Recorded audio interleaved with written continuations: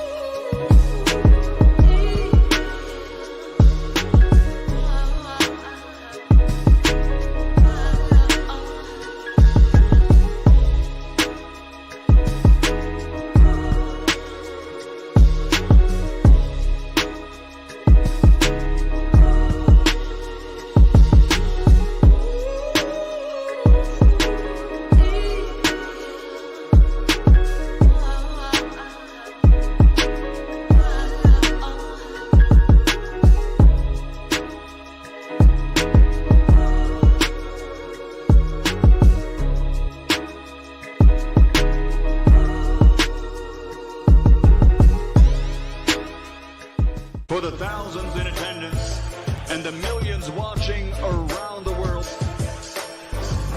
ladies and gentlemen, let's get ready to rumble! Yeah. What's up, family, man? It's our boy, Coach Malachi Williams in the building. We back up in this BIH, man. True Media Boxing Radio, man. We making it do what it do. Crack I like it, man. We got a new fight coming tomorrow night. We do know that my main man, Vergil Ortiz, he's back. He's doing his thing. 17 months layoff, so we're going to see what he got. As my man Steve Kim would say, hey, man, that inactivity, man, plays a big part, bro. A lot of these guys being inactive, and, when you got a fighter that's coming off of inactivity, you got to pretty much matchmake them very well. Just matchmake them very well, put them in there. You got to put them in there with a live dog, but, got to put them in there with a live dog, so to speak. Hold on, guys. Hold on. I thought I put this in subscriber mode. Bam, we got to go to subscriber mode. We already know how we do. Over here. You got to be a subscriber for 20 minutes on this show if you want to leave a comment. So, so once we get to over 100, we're gonna do what we normally do. We're gonna give everybody a round of applause. But shout out to everybody that's here right now. Shout out to L Harvey in the building, man. L Harvey in the building. Who else we got in the building, man? TCL's ATL, salute my brother. Also, guys, anybody that want to become a sponsor of the show, just hit the cash app right there. True Media Today USA. That is the cash app. $ True Media Today USA. Become a sponsor of the show, right?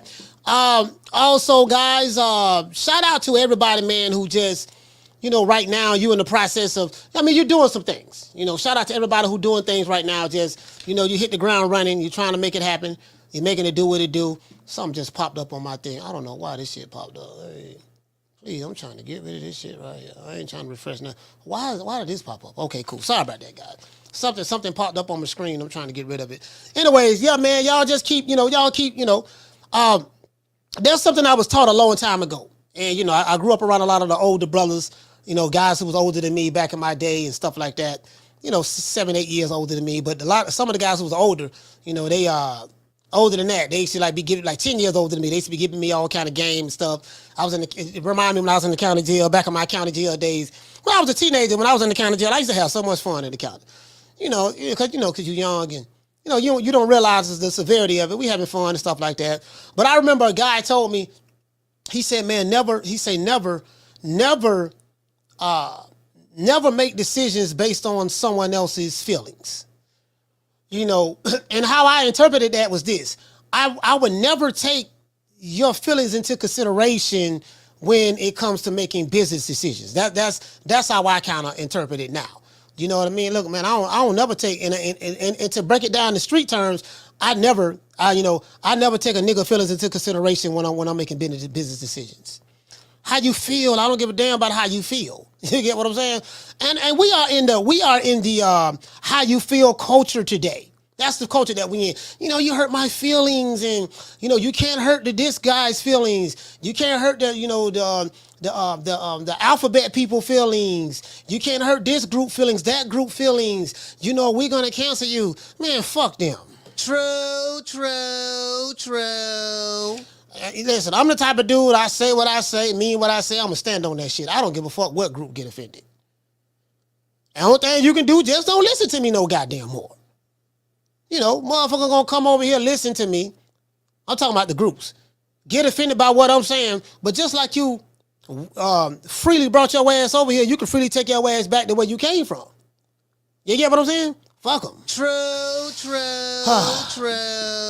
Let's give everybody that's here a round of applause.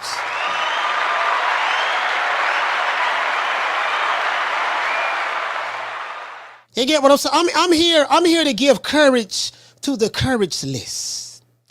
I'm here to give heart to the heartless. If you're afraid and you don't want to hurt, you're afraid, don't worry about it. Just come on over here. The old boy will show you how it's supposed to be done. Shout out to Inouye Zilla dropping that $2 super chat. He said, I'm excited for Vergil Ortiz's return. Okay, all right, that's good. You're excited for Vergil Ortiz's return. That's pretty good. You know what I mean?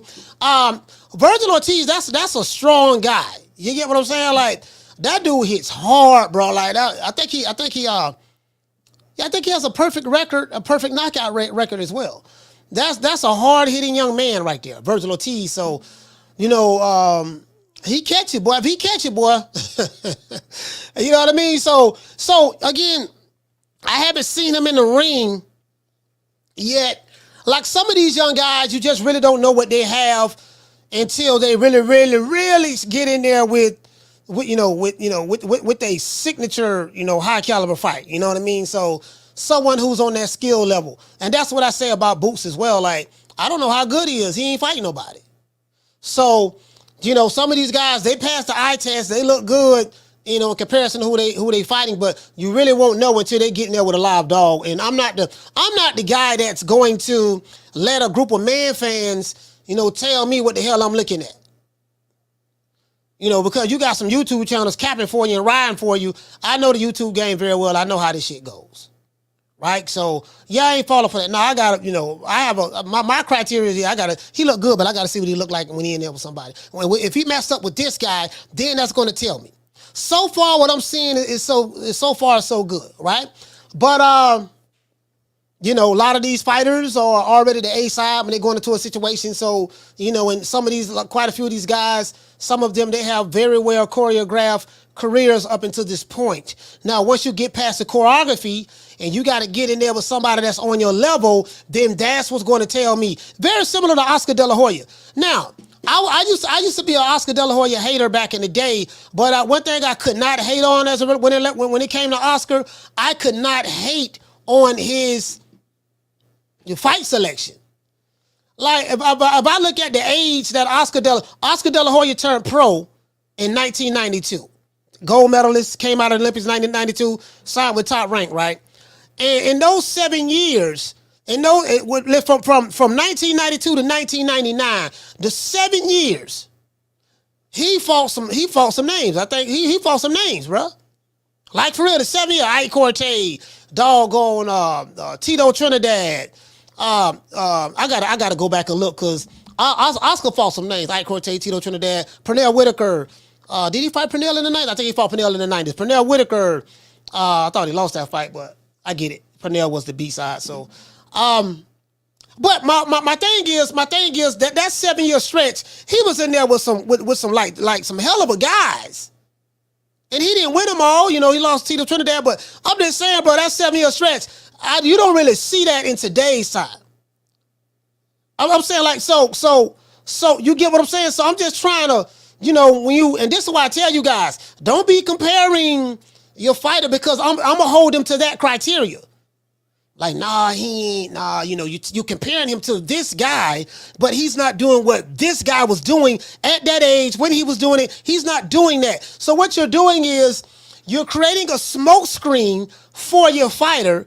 You're making him, seem like he's King Kong or he's Godzilla, and he very well may be King Kong or Godzilla, but he ain't fighting the other monsters. So so don't compare him to this guy, because you guys, these guys argue both sides of the coin. They like to shit on the old school fighters, and then they like to compare themselves to the same old school fighters that they shitting them sitting on. The old school guys was great. But these guys. So it is what, and trust me, I do get it. We have fans of promotional companies. You literally have dudes that are fans of promotional companies. They are fans of advisory companies. You have guys who go out and they argue tooth and nail for promotional companies that they have no financial investment in. I have never seen anything like this before in my life. Niggas go on different people's platforms and they argue vigorously about PBC. They will argue vigorously about Top Rank or Golden Boy. And again, I ain't tripping on no Matchroom or whatever. I'm not tripping on no promotional companies, but I'm saying, what as a boxing fan, what in today's time, why do you care? Like, what is it about this promotional company that you love so much? They brag more about the promotional companies pivoting a little bit than they do the fighters. Yeah, nigga, see, that's how we doing it over here at the PBC. This how we doing it at Top Rank. Sir, they don't even know you over there. Al Heyman is in Cleveland, Ohio right now, probably with his mama or something of that sort. They don't even know you. What you mean they don't know me? They don't know you, sir. Nobody knows you. Anyways, let's give everybody an applause.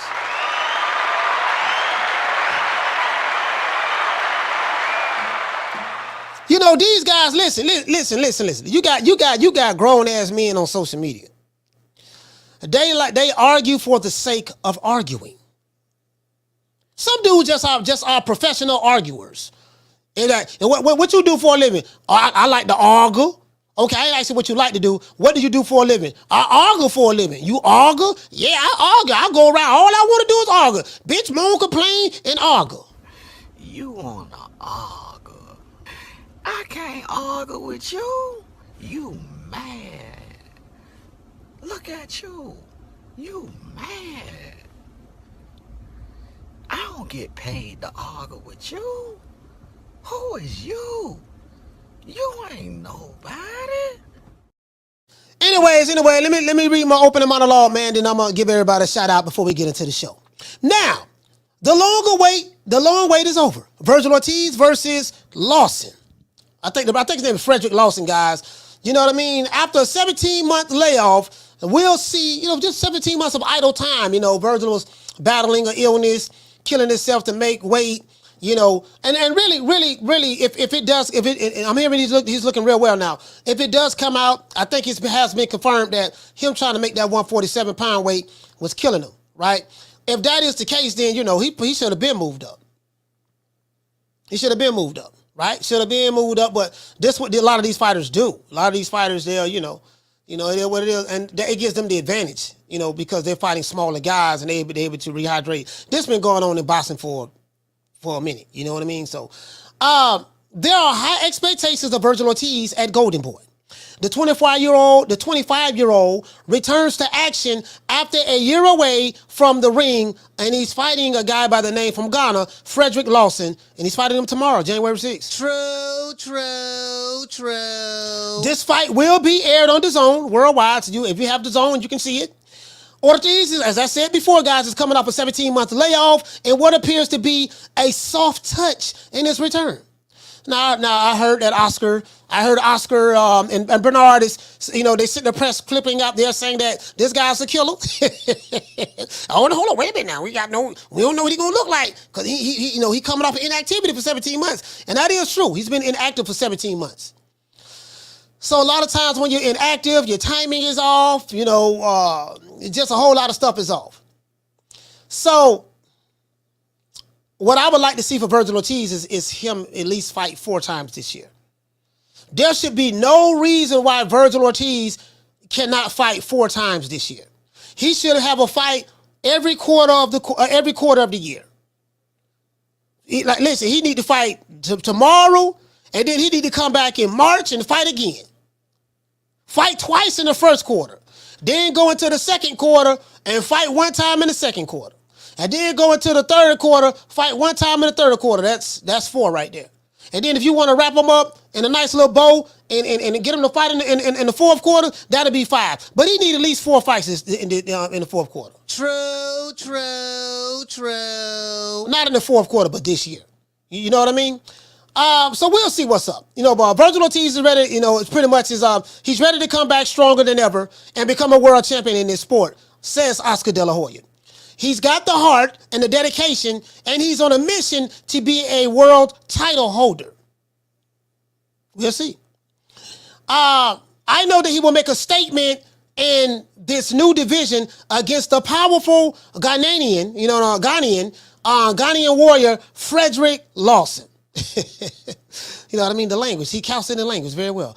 Lawson, he's 30-0, and he's 30-3, guys. I don't know if you guys have heard of this guy, but he's 30-3. He turned pro about, I want to say he turned pro about 10, 11 years ago. Wait. No, you know what? I think he turned pro in 2011. 2011, I think he turned pro. So this is 2024. So he's been a pro for this is his 13th year. True. This is his 13th year. He has 22 fights by knockout. He knocked out 22 guys. So the guy from Ghana, Fredrick Lawson, but he's 3-2 in his last 5 fights. He's 3-2 in his last 5 fights. And I think he got stopped. I think he's been stopped like 2 or 3 times, if I'm not mistaken. You know what I mean? He is on a 2-fight winning streak as well. Just want to throw that out there. So Vergil Ortiz and Fredrick Lawson appear to be fighting for an interim title as well for this fight. Interim title is supposed to lead you to the world title. You fight the interim, become an interim champion. Next thing you know, bam, you'll be the mandatory or on his way to become the mandatory to the guy who has the belt. So we'll see how this works out. You know what I mean? This should lead to the winner. The winner of this fight should lead to them getting a shot at the title. Now, on the undercard, we have O'Hare Davies. You guys know who O'Hare Davies is.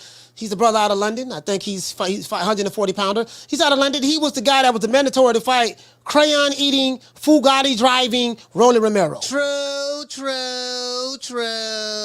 He got the phone call from Booger Ray Leonard and Al Heyman, and they told him that, hey, you got to say your hand is hurting. After they saw that he was getting hands and foots put on him by Barroso, an old man who I forgot where he's from. I think I forgot where he's from. He's a Venezuelan from Nicaragua. I forgot where he's from, but, Pops, after Pops put hands and foots on Rolo, you get what I'm saying? They had to pump his brakes, and they say, listen, man, you call hell with an old southpaw. O'Hare Davies is a southpaw as well. So, we don't want to throw you in there with another one. You know what I mean? So, man, look here, man. We had to get you that belt that you have via robbery. Good thing we had good old Tony Weeks in there. True. We had Tony Weeks in there, man. We had a contingency plan. Once we saw you was catching hell with Pops. Well, I told Tony Weeks, any chance you get to jump in there and stop the fight, jump in there and stop it. You threw a flurry of 8-9 punches, only landed 1 or 2 of them, and then Tony Weeks just jumped in there and stopped the fight. You know what I mean? So it is what it is. Now, O'Hare Davies guys and Ismael Barroso are fighting each other. And they are competing for the interim WBA super lightweight title. Super lightweight title or junior welterweight title, right? They were going to clash in December. I think they were going to fight last month, but what happened was Davies was having issues with visa, with his visa trying to get over here in the United States. So he was catching issues with that. So now they end up resetting it to now. But now again, Davies was the guy that was the mando for Rolly Romero, crayon-eating, Bugatti-driving Rolly Romero. Ismael Barroso was the guy who got robbed of the title, of the vacant title, by Rolly Romero, because Al Heyman and them had Tony Weeks in the back pocket.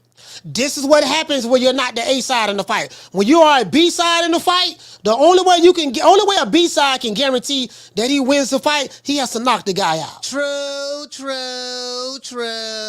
It's gonna always damn near be set up for a B side guy to lose if it go 12 rounds. Damn near.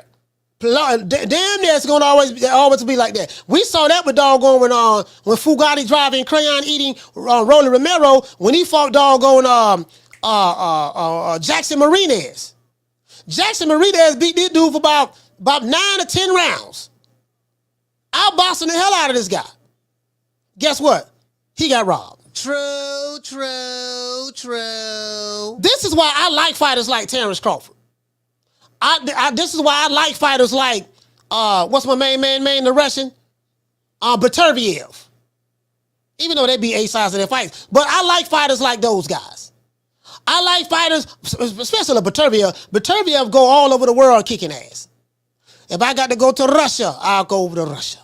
If I have to go to the UK, I'll go to the UK.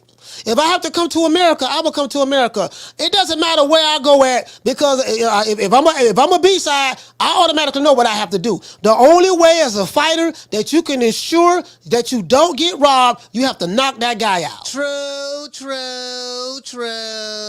Unfortunately, everybody don't have knockout power. So it is what it is, right? Davies, as I said before, guys, he was the mando for Rolly Romero, but Rolly was granted permission to duck Davies, O'Hara Davies. He was granted permission to duck the man by claiming that he injured his hand in the robbery against doggone Ismael Barroso. They robbery Poppy. They rob Poppy, man. They rob Poppy. You know what I mean? Now, under that is also we have Arnold Barbosa. Arnold Barbosa is fighting some name that I cannot pronounce. His last name starts with Indio. That's all I know. Indio Genie. I don't know. We're just going to say Indio. Ismael Barroso is fighting Indio. I don't know how to pronounce his dude's name. And they would do battle for the super light in the super lightweight division as well. He's fighting at 140 pounds. We do know that Barbosa is 28-0. 28-0, right? It is what it is. So also we have Raul Curiel, right? And he's fighting Elias Diaz. Raul Curiel, and he's fighting Elias Diaz, right? They're fighting in the welterweight. So welterweight division matchup, decent card. It's not on pay-per-view. All you got to do is have the DAZN subscription and you'll be good. The main event starts at 8 o'clock, so it starts early. Main event starts early. I think not the main event, but the main card starts at 8, which would be, I think they're fighting in Vegas. So it's going to be 5 o'clock their time. I don't know when Vergil Ortiz and Lawson is going to walk to the ring walk. Maybe it'll be, I don't know, maybe it'll be 10 o'clock. Probably be 10 o'clock. 10 o'clock East Coast time, 7 o'clock West Coast time. More than likely. You get what I'm saying? Somewhere up in there. I don't know. So 8 o'clock, the main card starts, right? If you would like to become a sponsor of today's show, send the cash out, the $ True Media Today USA. And for corporate sponsorship, guys, contact me directly at my email, coach@coachmalachi.com. Let's give everybody that's here a round of applause. Yeah. We're going to see what's up, man. Shout out to Metal Hendrix. Metal Hendrix, what's going on, fam? Metal Hendrix is in the building. Bruce Gas is in the building. Passion for Beauty is in the building. Cooking with Sir Senior, salute.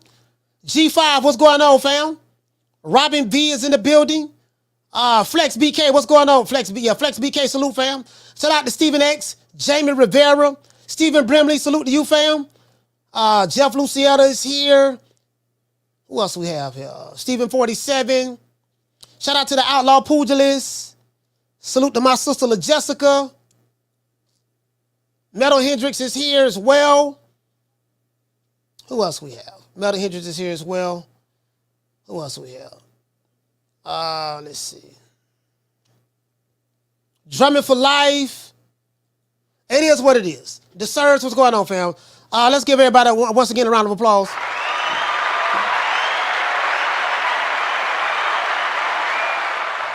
I do want to drop the phone lines, let the people call into the show. But before, hold on, as a matter of fact, my bad. Gotta do the poll. My bad. Sorry about that. Always gotta make sure the people hit the like button. Gotta make sure the people hit the like button. There we go. We're going to be dropping these phone lines as soon as we get the likes up. But before we get into the show, we got to say all praises due to the Most High, the Most Exalted. Some would say the greatest human being on the planet Earth, Mr. Al Heyman. Well, I guess I got to be like everybody else and sing Al Heyman. I can quit my job now, baby. 6 figures, baby. You feel me? But a name. Do you have a name? Oh, nah, I ain't got no name, Name them names, man. They know who they is. Name them names, please. The names need to be named. They know who they is. The Mexican Monster. Yeah, see, another thing too, right? Like, I want to. Vergil Ortiz is one of my favorite fighters, one of my favorite young fighters. I like to see these guys. You get what I'm saying? Get in there. I like to see these guys. He's 17 months layoff. I want to see him get in there. I want to see what he has. Of course, you got him in there with Fredrick Lawson. A lot of people don't know who this guy is. I think he lives in Chicago at the moment. Moved from Ghana. I think he lives in Chicago. So we're going to see what's up. I want to see Vergil Ortiz fight at least 4 times this year. There should be no reason. See, a lot of people think that fighters hardly fighting is the norm. And it's the norm in today's time. If a fighter fight 2 times a year, that's looked upon as fighting a lot today. 2 times a year ain't shit. A fighter fighting 2 times a year, that ain't nothing. Like, for real, though. So, and I have this promoter that's coming on. He promotes celebrity boxing. He promotes celebrity boxing. I have this guy coming on, and I was just talking to him today on the phone. I say, man, a lot of these guys, like, in the social media era, they don't even know how to captivate an audience. They don't even know how to build a fan base. You hardly fight, and then these dudes hardly fight, and then when they go to boxing matches in certain places, they feel like, yeah, I'm somebody. And they are somebody. I do get it. They somebody in their small circle. But, dude, don't nobody really know who you is like that. These dudes be walking around like they superstar Billy Graham or they 1980s, 1990s Hulk Hogan. True. Some of these dudes be walking around, and especially when you hear the way some of their fans be capping for him, like he got a team of Hulkamaniacs that's following him. I like to say to all them little Hulkamaniacs out there, brother, say your prayers, take your vitamins. Dude, you ain't got no Hulkamaniacs following you. True. Shit, the truth be told, I'm gonna be honest with you. Truth be told, I'm popular and probably more famous than a whole lot of these doggone fighters. But this bum is taking the easy matches, fighting other bums. Nigga, we hardly see you. And then we do see you. You don't know how to talk. You don't even know how to build a fan base. Like, dude, how you don't know how to build a... And I said this before. Y'all remember the show I did? I say, listen, if you are a fighter, I have a manual. Things that are a requirement in today's time, in 2024. If you are a boxer, one of the first things you should do is get a PR person. You probably can't get it in the beginning. Get you a PR person. Learn how to talk. Learn how to communicate. Also, get you a social media manager if you don't know how to build your own social media. But listen, you have to know how to get the attention of people in today's time. You want to have direct access to the consumer, direct access to the fan base. So these are certain things that you must know in this time. That's what I say. Now, I'm not saying everybody, everybody can't talk like you and this and that. That's not the point. The point is you have to know how to grab the attention of people. Yeah, you in the gym all day practicing, doing your thing, but bro, it's a must. You know how to build a fan base, fam, in today's time. You either want to build a fan base of people who love you or build a fan base of people who hate you. Whether you have people who love you or have people who hate you, but you definitely got to get you some haters. Bro, like, let me tell you something, man. Bro, my services would definitely be needed. But boxing, a lot of the fighters, they just don't have they don't get it. They really don't get it. I swear they don't get it, bro. Like, dude, how come, don't nobody, man, don't nobody really know who I am like that? How come they ain't paying me no attention? Dude, you hardly fight. You fight once a year. If we lucky, you might fight. You fight once every 18 months. You hardly fighting. Hell, look at Keith Thurman. Keith Thurman, listen, me and Keith Thurman can walk down the street right now. Outside, right now, me and Keith Thurman can walk down the street, and I'll probably have more people walking up to me, wanting to talk to me than they will Keith Thurman. True. You don't know who I am? I'm the former unified, welterweight champion of the world, baby. I'm Keith One-Time Thurman. Outside of boxing podcasts and the boxing circles, outside of boxing podcasts and the trainers in gym, because that's, boxing podcast it's a small community. The sport of boxing is very small. It's a very, very small niche sport. Very small. Outside of that goddamn circle, I'm known more than damn near any one of these goddamn fighters outside of that circle, and probably damn near inside the circle. True. I ain't lying. You get what I'm saying? Dude, you hardly fight. Man, goddamn, dog, nigga, dog, you remember who I am? I'm Keith one-time tournament. Keith, it's over. It's over, dog. When the last time you fought? In 2022? You fought 2 years ago. It's a whole new fan base that came in since then. It's a whole new group of fans that came in since then, Keith. Ain't nobody think about you like that. What about Gary Russell? Gary Russell, like where he been at? Where Gary Russell been at? Have anybody seen Gary Russell? I know he in D.C. somewhere. Anybody seen him? You don't know who that is? That's Gary Russell. No, I don't know who that is, dog. Who that is again? Gary Russell. Oh, okay. What he do for a living? What he do for a living? He got a podcast? True. Shit, the podcasters, hey, listen, the podcasts who talk about the boxers are more famous and popular than the actual boxers today. True. Shout out to Swift 718. Hey, okay. Dropping that. Bam, dub on your boy. Hey, Leroy. Super chat received. Playtime's over, boy. Hey, shout out to Swift. What you say, fam? You say, speaking of old time boxing, promotional politics block Bud for 5 years for 5 years of accomplishments. From 5 years of accomplishments. I got you. He said, imagine if 5 years was taken away from Oscar, B-Hop, Tony, Sugar Ray, Sweet Pea. They built Hall of Fame careers within a 5 year stretch. Now, hold on now. B-Hop was kind of B-Hop, it was kind of rough for B-Hop. B-Hop had to get it out of the mud. Oscar was a unique situation. You know, he's a golden boy, so you know, it is what it is. But I get what you're saying. Sugar Ray Leonard, yeah, I get what you're saying. Again, you know, life isn't fair, Swift. Life isn't fair. You know, the eras, you can only fight in the eras that you go in, that you come in. It is what it is. But, you know, life isn't fair. That's just life. Some fighters are a little bit more privileged than others, fam. And you know how that is, brother. Like some fighters, that's just life. That's how it is in life. But you know, you have to be the one to take the bull by the horn and make it happen. Because it's always going to be the end result at the end of the day. You get what I'm saying? The end result. What was you able to do? How was you able to do it? You got to forge your way. You got to forge your way through. Some people are going to be a little bit more fortunate than others. But if you keep plugging away like B-Hop started getting all of those fights. B-Hop kept knocking them down. I think he defended his title 20 times. Like B-Hop had a long reign. You ain't getting fighters that have a long reign at a division anymore. Fighters today, they don't know what a long reign is. Like, like the Haglers, they had a long reign when they was the champion. You don't get that today. You know, so it's just a different era and stuff like that. But I do get what you're saying. The politics have always been a part of the game, fam. Down from the bar, there's a platform stage. People pimping, sharp as razor blades.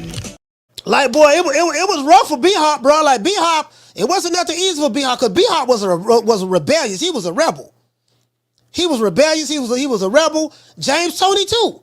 You know, like some of those guys, man, like, you know, I mean, it is what it is, man. It is what it is, man. But if you're sitting here watching the show, hate watching, don't want to hit the like button, Riley, talk to him. Look, fuck you. Fuck the plane you flew in on. Fuck them shoes. Fuck the socks with the bell on it. Fuck them cheap-ass cigars. Fuck your yuck-mouth teeth. Fuck your hairpiece. Fuck your chocolate. Fuck Guy Ritchie. Fuck Prince William. Fuck the Queen. This is America. My president is black and my Lambo is blue, nigga. Now get the fuck out of my hotel room. And if I see you in the street, I'm slapping the shit out of you.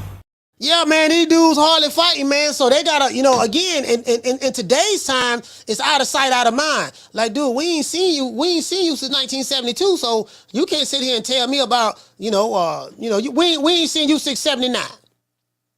We haven't seen you since 79. You telling me about what you did. And as a matter of fact, let's look and see. Let's check this out. Let's go to Box Red. Let's go to Box Red, guy. Let's go to Box Red right quick. Some of these dudes, you know what? Not Box Red. Let's go to Box Red. Some of these dudes, man, could we look at the ratings? Some of these dudes, they are like, dude, like, my nigga, ain't nobody seen you since 1979, brother. Hold on. Let's do this. Let's do this. Vergil Ortiz haven't fought in 17 months. So let's see. Super welter. Is he ranked? I'm trying to see if Vergil Ortiz is ranked. He's not. No, he shouldn't be ranked yet. He shouldn't be ranked because he's been inactive for 17 months.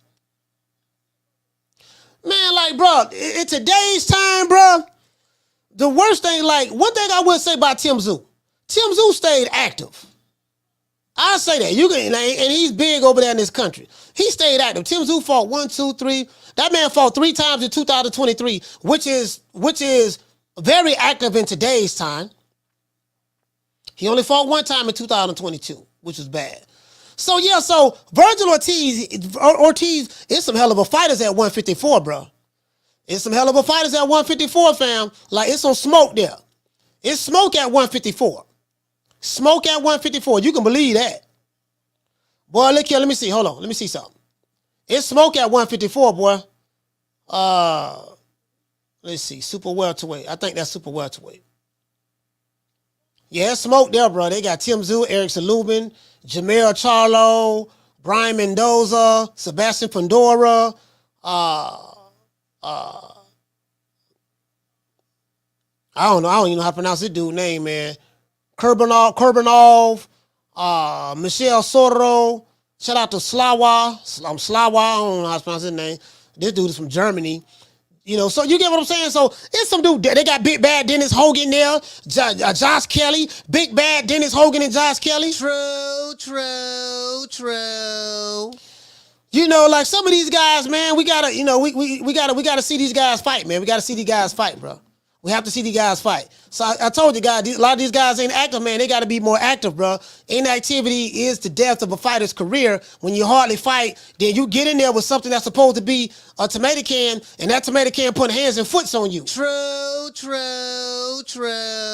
You the A side, and you know the matchmaker got you matched up with a guy that's supposed to be an easy touch, and guess what? Somebody forgot to tell the guy that's supposed to be the easy touch that he's supposed to lay down. He in there like, man, like this dude fighting for his life. You sitting there looking crazy, man. Goddamn, man. Hey, you know the 2-3 rounds are over with. You don't got dropped, knocked down. The referee almost stopped the fight. You don't stumble back to your corner. Hey, man, what's going on, man? Goddamn, man, what the fuck going on, man? Man, y'all told me, man. Hold on, man. Goddamn, man. Bullet. Hey, bullet, man. Pop put on me, man. Man, Rolly, don't worry about it, Rolly. Don't worry about it, Rolly. Look. Just go in there and catch it with the poor counter. Man, I'm trying, man. Y'all told me, man, that man was a Jamaican, man. That man don't drop me. He put hands and foot on me, man. True.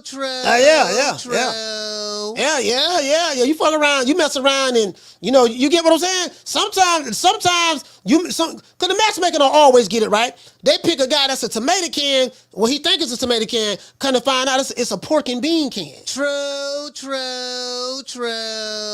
Yeah, for real though. Come to find out it's a pork and bean can. You be like, man, goddamn, boy, what the? You be like, the fuck? All right, hold on, guys. We got a cash app. Hold on, guys. We got a cash app. Hold on, guys. Let me see. Go over here and look and see.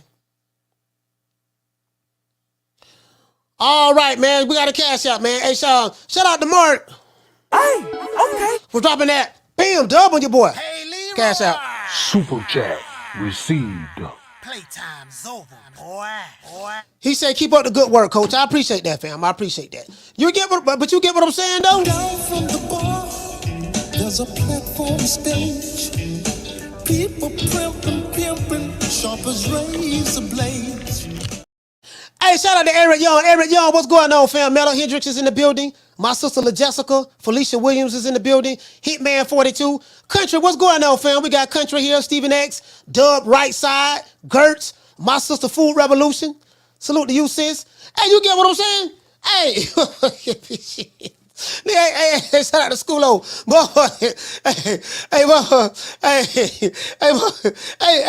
it's supposed to be on tomato can, right? Shit, that motherfucker tomato can, he been doing push-ups. Hey, he over there. Hey, that tomato can, boy, he don't watch Rocky 3. You get what I'm saying? He don't saw doggone Clubber Lane getting busy. Clubber Lane getting busy doing push-ups. He see Clubber Lang doing pull-ups, looking mean, all that stuff there. You thinking it's gonna be sweet? And boy, this man getting ready, boy. He getting ready. You get what I'm saying? He getting ready. Now, I am the #1 contender. I'm tired of James the Poodle, Grim Reaper, whatever you want to call himself, ducking me. All right, I'm tired of man driving around town in 8 Rolls Royces. He ain't fought nobody. I'm still in a Broham. Hey, you around here thinking it's sweet. You around here thinking it's sweet. Yeah, you the B side, you the A side, dog. He the B side. Hey, listen, we caught him. Hey, we got him at you the A side. We got him at we caught him slipping, dog. We went to his gym. I saw one of his managers in there. You know, we told him, you know, and he got a job at FedEx. So he got a full-time job at FedEx. He's a part-time boxer. He's trying to fight full-time. He want to become a full-time boxer, but he's doing 12-hour shifts at FedEx. Don't worry about it, dog. We got a good can for you, tomato can. We gonna hype him up. Let everybody think he's superstar Billy Graham. Let everybody think he Roddy Piper. Let everybody think he doggone he the ultimate warrior. He macho man, Randy Savage. We gonna tell everybody, we gonna hype it up, right? And they think the people stupid. The people ain't stupid, dog. We know a tomato can when we see one. I damn so know a tomato can when I see one. We know a tomato can when we see one. This how you know. This how you definitely know he's a can. I'm gonna tell you how you definitely know he's a can. And certain promotional companies, I don't want to say no names, and again, I don't want to throw anybody under the bus, but certain promotional companies that the Nick Sacks and the Wakandas love so much, we ain't gonna say no names, but you know, when they go to hyping up a dude, like they have their star fighter, right? They have their star fighter, and all of a sudden they just pick a guy. Then they go to hyping him up. Yeah, man. And then when you hear certain fan bases debating, yeah, man, see, yeah, so listen, you keep talking about you want my fighter to fight King Kong, but shit, we got Godzuki over here. King Kong ain't fought nobody on the level of Godzuki. Godzuki, boy, is a hell of a fight. When they're trying to convince you of the obvious, that you're fighting a tomato can. And they're trying to convince you that this guy really ain't no can. Look, you know how I know he a can? Because you're going out of your way to convince me that he's not a can. True. No, man, you said this dude was Sugar Ray. You said he was all 3 sugars. Sugar Ray Robinson, Ray Leonard, and Sugar Shane Mosley. You said doggone he was Hagler / Roberto Duran / Hearns / Salvador Sanchez. You said he was 10 times more skilled than Muhammad Ali. You said he hit so hard that doggone he can hit Sonny Liston, wake him up from the grave, and George Foreman will feel it right now today. You said all of these things, right? But yet he getting dominated by a 6-1 underdog. True. He getting dominated by a 6-1 underdog. Again, I ain't saying no names, but you get what I'm saying. You can just imagine what I'm talking about. So like, yeah, they hyping these dudes. Oh man, goddamn. And then they go to tearing down the other guy. Like the other guy that's the killer too, they go to tearing him down. Oh man, he don't need to fight him, man. That dude, he ain't did this, he ain't did that. These witness protection fan bases now. Bruh, I even saw a fighter, bruh, and it hurt me to say this, dog. Richardson Hitchens. Probably won't get an interview, don't give a damn. But Richardson Hitchens, man, I heard him. You know what? I ain't gonna even get started on him, but I heard a whole lot of duck language coming out of his mouth, bro. True. You know, defending, bro, like, listen. And then I thought about it, right? I said, I wonder why. He basically was saying that, he was talking about Tank Davis, the fighter formerly known as Tank. The fighter formerly known as Tank, Abdul Wahid. He was saying, yeah, man, if I was Abdul Wahid, you know, I put stipulations in contracts when I fight these other guys and this and that, because, you know, he's really small. You know, he walks around at 140-something, which is a lie. But that's neither here nor there. He don't walk around at 140-something. We know that. But anyway, yeah, man, so I was like, I never seen a fighter defend another fighter so hard, defend another fighter so hard when it comes to, he don't need to be, if he fight that dude, these are the stipulations. Like, this dude is literally saying on the Boxing Boys, what, we gotta have these stipulations too. So wait a minute, you're a fighter. You know, that's my friend. So we got to have this stipulation. And if he fight him, he going to have to do this. And then on the day, we got to put all this stuff in there. And I'm like, dude, what the hell are you talking about? True. I mean, listen, I know that's your dancing partner, but come on, man. Hey. Yeah. Oh, that look good. Hold on. How much fun?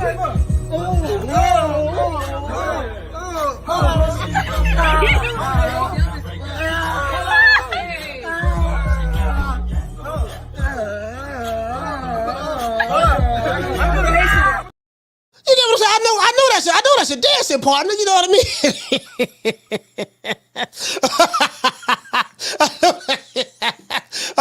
Oh my God, bro. Then I had to think about it. And again, I don't want to throw anybody under the bus. Then they hit me. I said, oh, okay. Now I know what this is about. I know what this is about.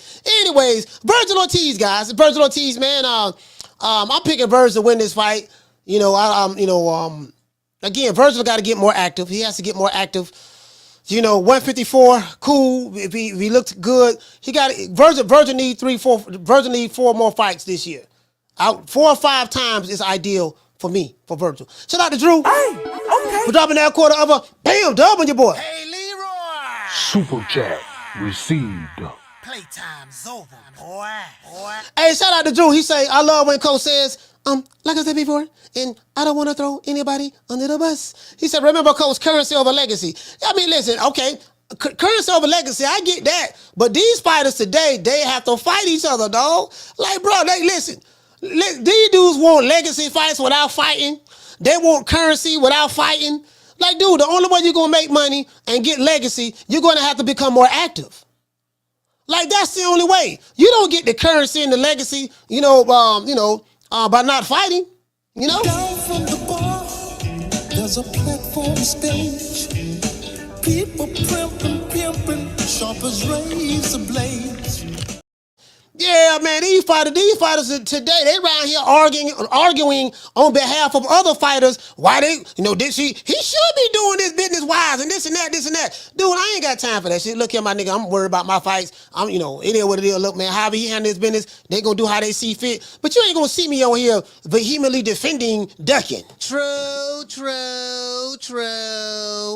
Or, this how you should have your contract set up and this and that and such. That mean, bro, I'm not going to do that. Let the fighter formerly known as Tank move how he want to move. Let him do that. But, bro, like, if you go back, I'm listening to the clip, right? It just sounds crazy to me, man. It just sounds very crazy to me. We the Charlotte twins. We known for calling everybody out. Please call these people out. Listen, the whole world's looking at you. Call these people out, What's up? It's the Jamal the Hitman Charlotte. Let's get it. Who won it? Name them names, man. They know who they is. Name them names, please. The names need to be named. They know who they is. The Mexican monster. Mexican monster. Nello. Hey, shout out to my sister Summer in November. Salute to you. How you doing, sis? Bon Scott is in the building. Hitman 42. Miss Connie is in the building. Nelly Content. Lindell. Passion for Beauty. JC in the building. Salute, fam. Yeah, but you get what I'm saying, though? Like, bro, Vergil, as a matter of fact, let's look at this. Let's look at this, guys. Hold on. Let's do this. Because we haven't done this yet. When it comes to boxing, we got it on lock. With your host, Coach Malachi Williams at True Media Boxing Radio. True. All right, this is Box Rec. 154 pounds. Vergil Ortiz is not here. He's fighting for the interim title. So as soon as if he wins tomorrow, they're probably gonna have him in here somewhere. Have him in like the top 10 or somewhere of that sort, right? Where's Vergil Ortiz at? I think they might still have him registered at one. They got Xander Zayas. Xander Zayas 18-0. Florida boy from Cuba. You know what I mean? He's Cuban. But you get what I'm saying? So, hey, hold on. Xander Zayas, is he Cuban or Puerto Rican? Xander Zayas, is he Cuban or Puerto Rican? Anybody know? Is he Cuban or Puerto Rican? Let's see. Hold on, guys. Let me see. I'm trying to look and see. All right, this is the top 50 right here. Let me do this. Let me go and look at Ring. Let's look at Ring. I want to look at Ring and see what Ring have for 154. Let's see. Welterweight, junior middle. Okay, junior middle. Junior middleweight. Let's see what we have. Say he Puerto Rican? All right, he Puerto Rican. All right. Xander Zayas, Puerto Rican. Boy, listen, all right, so we got some hell of a Puerto Ricans now. When I think of Puerto Rico, I think of some of the greats now. Let's go over here. This 154. Now this is what Ring have. This is what Ring has right here. Let's see. Share this tab right here. What you got to see Ring? They got Jermell Charlo. He's the Supreme Champion. I think that he's vacated 2 belts. WBA, WBC, and Ring. He's dropped the IBF and the WBO. Tim Tszyu is the WBO champ. Okay. Brian Mendoza lost to Tim Tszyu. But Mendoza's a bad boy. That's a bad motherfucker right there, boy. Sebastian Fundora, this guy, he loves eating punches with his face. Tall. And what Jermell Charlo say? Where that tall, lanky motherfucker at? And that's the tall, lanky motherfucker. True. You know what I mean? This the tall, lanky motherfucker right here. Yeah. His sister can fight. I'm going to be honest with you, bro. Sebastian Fundora's sister, in my opinion, she's a better boxer than he is. The fuck? For real, though. Yeah. I'm dead serious. She's a better boxer than he is, but I love the way his sister boxes. His sister got some hands.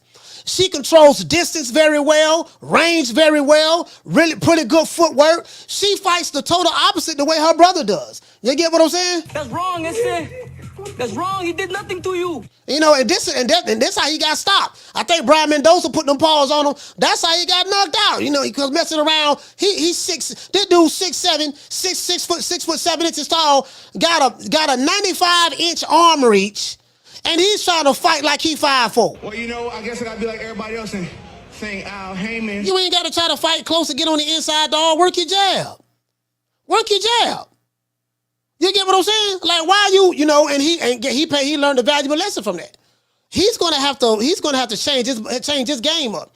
Now people say he has a fan-friendly style, but yeah, he right there. He getting hit too many times.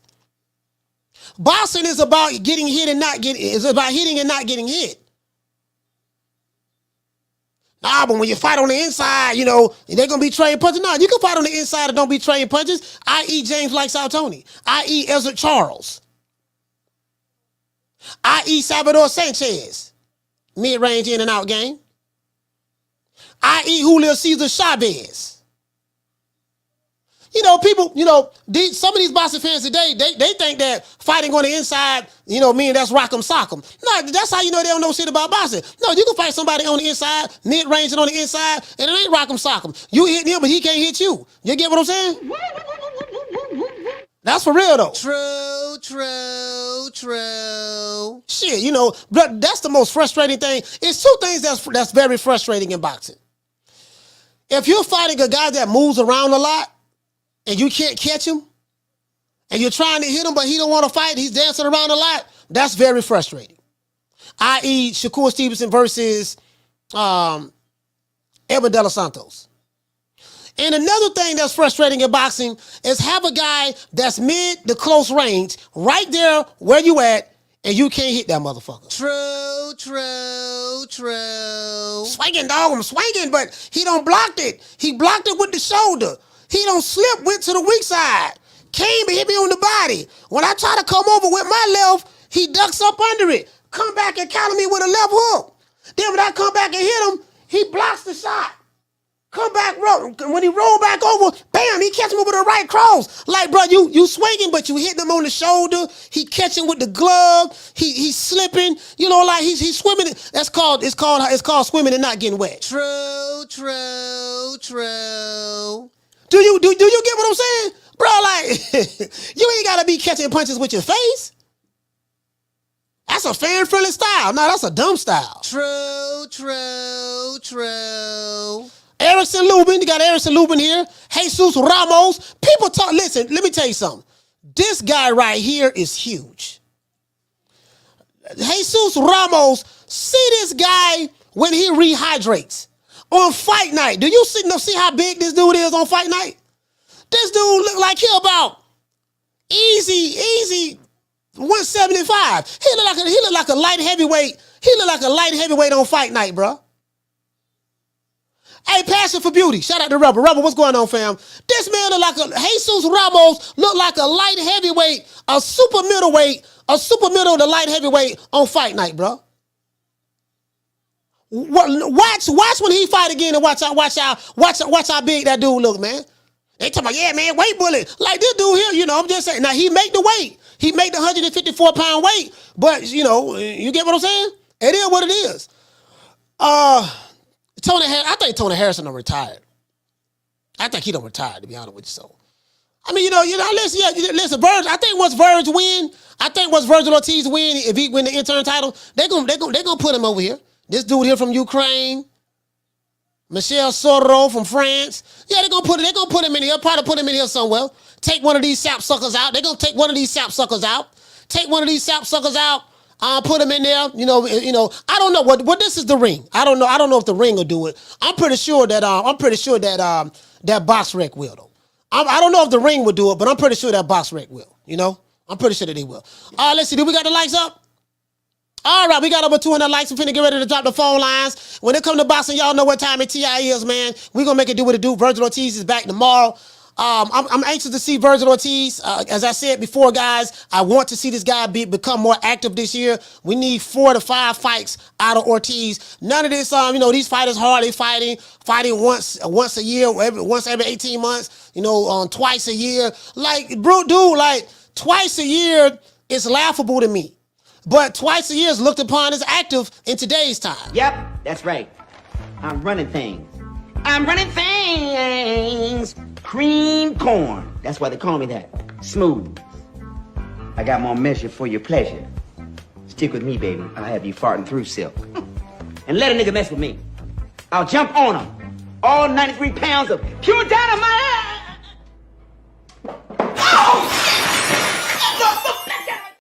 Yeah, man, but I'm gonna tell that Elzer Charles was a motherfucker, boy. Elzer Charles, bro, that dude, that was a motherfucker. You know what I mean, bro? Like, I'm telling you, bro. Pretty Boy Floyd was a mother. Pernell Whitaker, my guy, was a mother. Yeah, dude, I'm gonna be right here, dog. I swear to God, you ain't gonna be able to hit me. I'm gonna be right here, dog. You gonna be frustrated in a motherfucker. True.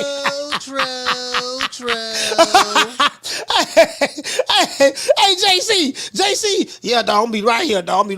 I swear, but you ain't gonna be able to hit me, dog. I'm gonna throw 10 punches. I'm gonna hit you 9 times. You gonna throw 10 punches, and you might hit me 1 time.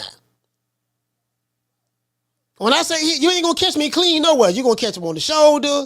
I'm gonna be there. You gonna catch him on the shoulder. I'm a parry. I'm a slip, roll, counter. Dude, like you gonna be you gonna be frustrated in a bit. Hey, what it say, Jamie? Nicolino Loche, man.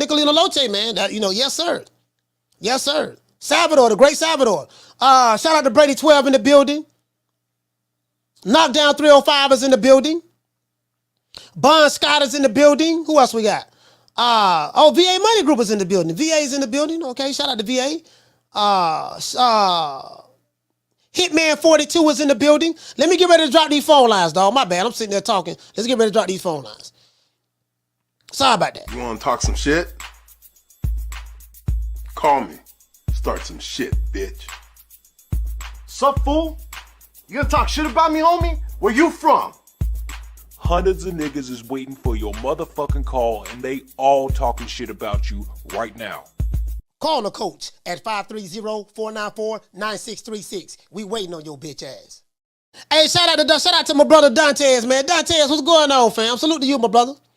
Yeah, man, doggone. We gotta get these guys to fight more, man. That's all I'm saying. Like, this is just the era that we in. I want to see the old fighters be phased out, to be fair. The old guard. I do want to see the old guard be phased out. And there's only 2 ways to run an old fighter off the block. It's 2 ways. The old fighter has to decide to retire himself, or the old fighter has to be forced to be retired by fighting a young gun. True. That's it. Some of the old fighters, they have to be forced. Some of the old fighters, they had to be forced to lean back. Terry Norris versus Sugar Ray Leonard, stuff like that. Some of the old fighters, they had to be forced to lean back. So I could be, but the thing is, the young guys, they gotta fight more. They gotta fight more. And if you have these fighters you know, they gotta step it up. They have to step it up. A lot of these guys some of these guys being set up fights. I do get that they're being set up fights, but when there's no way you should be 30 fights deep and you still fight tomato cans. Not at 30 fights deep. There's no way that a fighter should be 30-0, 31, 32-0, 35-0, and literally I have to reach for straws to try to guess who you fought. Yeah, boy, he 31-0, boy, 75 knockouts. I'm like, yo, who was his last fight? Oh, let's see. Goddamn, yeah, he not Buddy. You know who Buddy is. You know who Buddy is. Buddy, okay, he fought Buddy. Okay, who did he fight before Buddy? Oh, who he fought before Buddy. God damn, shit, you know. Yeah, because what these dudes do, right? They'll say, yeah, this guy 30-something and old, and then they'll break up the old school. Yeah, man, shit, the old school fighter, you see now, he 30-something and old at this age like the old school dude, like Sugar Ray was, you know, back then. Or like the Roberto Duran was 30-something and old at this time, at the same age. Yeah, but look at who Roberto Duran was fighting, and look at who this dude in today's time is fighting. You can't make that comparison. I mean, I get it. Again, I'm not conforming, dog. Like I'm not gonna let some new niggas who come on the block and tell me how it goes. It's just not happening. You don't even have a boxing criteria. You know, nigga, listen, you ain't got a boxing criteria. You can't tell me shit any goddamn way. You ain't got no boxing criteria. So outside of that, then what? Again, you did dudes, like some of these dudes, they siding with promotional companies, advisory companies. And I say this time and time again. Well, the way I grew up, dog, I've never decided which fighter I am going to like and which fighter I'm not going to like based on which promotional company you are with. Bro, like, you know what, bro? It's crazy to me. It's crazy to me. I just want to see the fights. And this is what we're going to need. We're going to need some of these guys to become a little bit more active. I don't want no old nigga coming on the block who hardly fighting, walking around like he the shit. You know, if you smell something stinking, that's me because I'm the shit. Nah, dog, I don't smell nothing, dog. Like, my nigga, you know, you ain't fought since. Like, there's so many inactive fighters. Like a guy was talking about Gary Russell Jr. I like Gary Russell Jr. But guess what? The man, I can't even tell you when the last time he fought. Like literally, bro, it's a lot of these dudes that signed to your favorite promotional companies. They don't even fight, dog. They don't even fight. Like so it is what it is, man. I just can't. We're gonna see what's up though, man. Vergil Ortiz got to fight, bro. He has to fight. There's no reason why Vergil Ortiz should not be active this year. If he's healthy. If he's not killing himself to make 154 pounds, if he's healthy, he should be active this year. That's what if I was to ever see Vergil Ortiz, I will be in Vegas, and we'll be in Vegas next month, Super Bowl week, the week of the Super Bowl. I'll be in Vegas for the Teofimo Lopez and Jermaine Ortiz fight. I'll be there. So if I were to see just any one of those. Like a Vergil Ortiz or even Oscar De La Hoya, whatever. I said, look, man, you got to make sure this guy's a great fighter. He got to be active.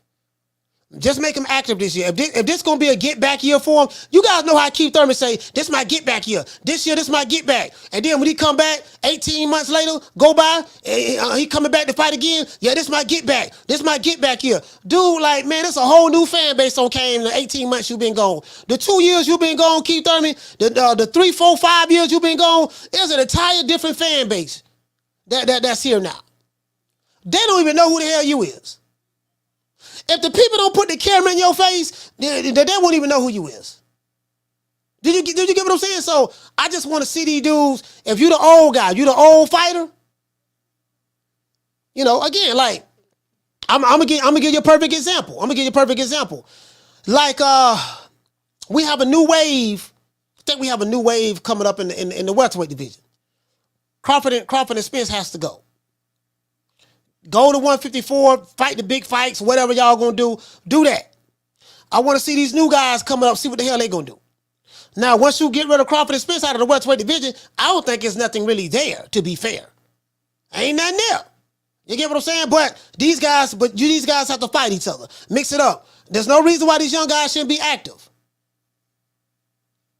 The older fighters, it ain't but two ways to get the older fighter out of the game. It's like a lion. It's like an old lion, right? He's been leading the pride a long time. Guess how you get rid of the old lion and the pride? A young lion come up, he fights the old lion, beat him up, snatches the mane off his head, and send his ass running. The young lion come up to run the old lion off the block. Did you get what I'm saying? The old lions, hey, look, okay, dog, y'all got to fight, do what y'all gonna do, get that over with. Once y'all get that over with, then, we want to see some new blood, but these new fighters, like, it has to be a different mentality. That's all I'm saying, fam. Has to be a different mentality. I don't want to hear nothing about no damn, in the A-side, my fighter got Lambos with suicide doors, my fighter rich, my fighter popping. A lot of these dudes ain't got what you think they got, and what does that have to do with the price of tea in China in the first place? Man, hardly fight. I don't see the guy the way you see the guy. Okay, so what? When is he fighting again, sir? When is he fighting again? Oh, okay, cool. Let me know when he get back in the ring. True. But this bomb is taking the easy matches. Fight another bomb. Let me know when he get back in the ring. Do you get what I'm saying? Because as I said before, and this is what I said, I have a boxing criteria. And I always tell you guys this. And I keep it right here to my right. My criteria is this. I have 5. The level of competition. When you tell me your fighter's a killer, I'm going to look at the level of competition very closely. How many top 10 fighters have you fought? If you ain't fighting none of them top 10 guys, and you ain't fighting Loma, you ain't fighting Teofimo, you ain't fighting any of those other guys that's there.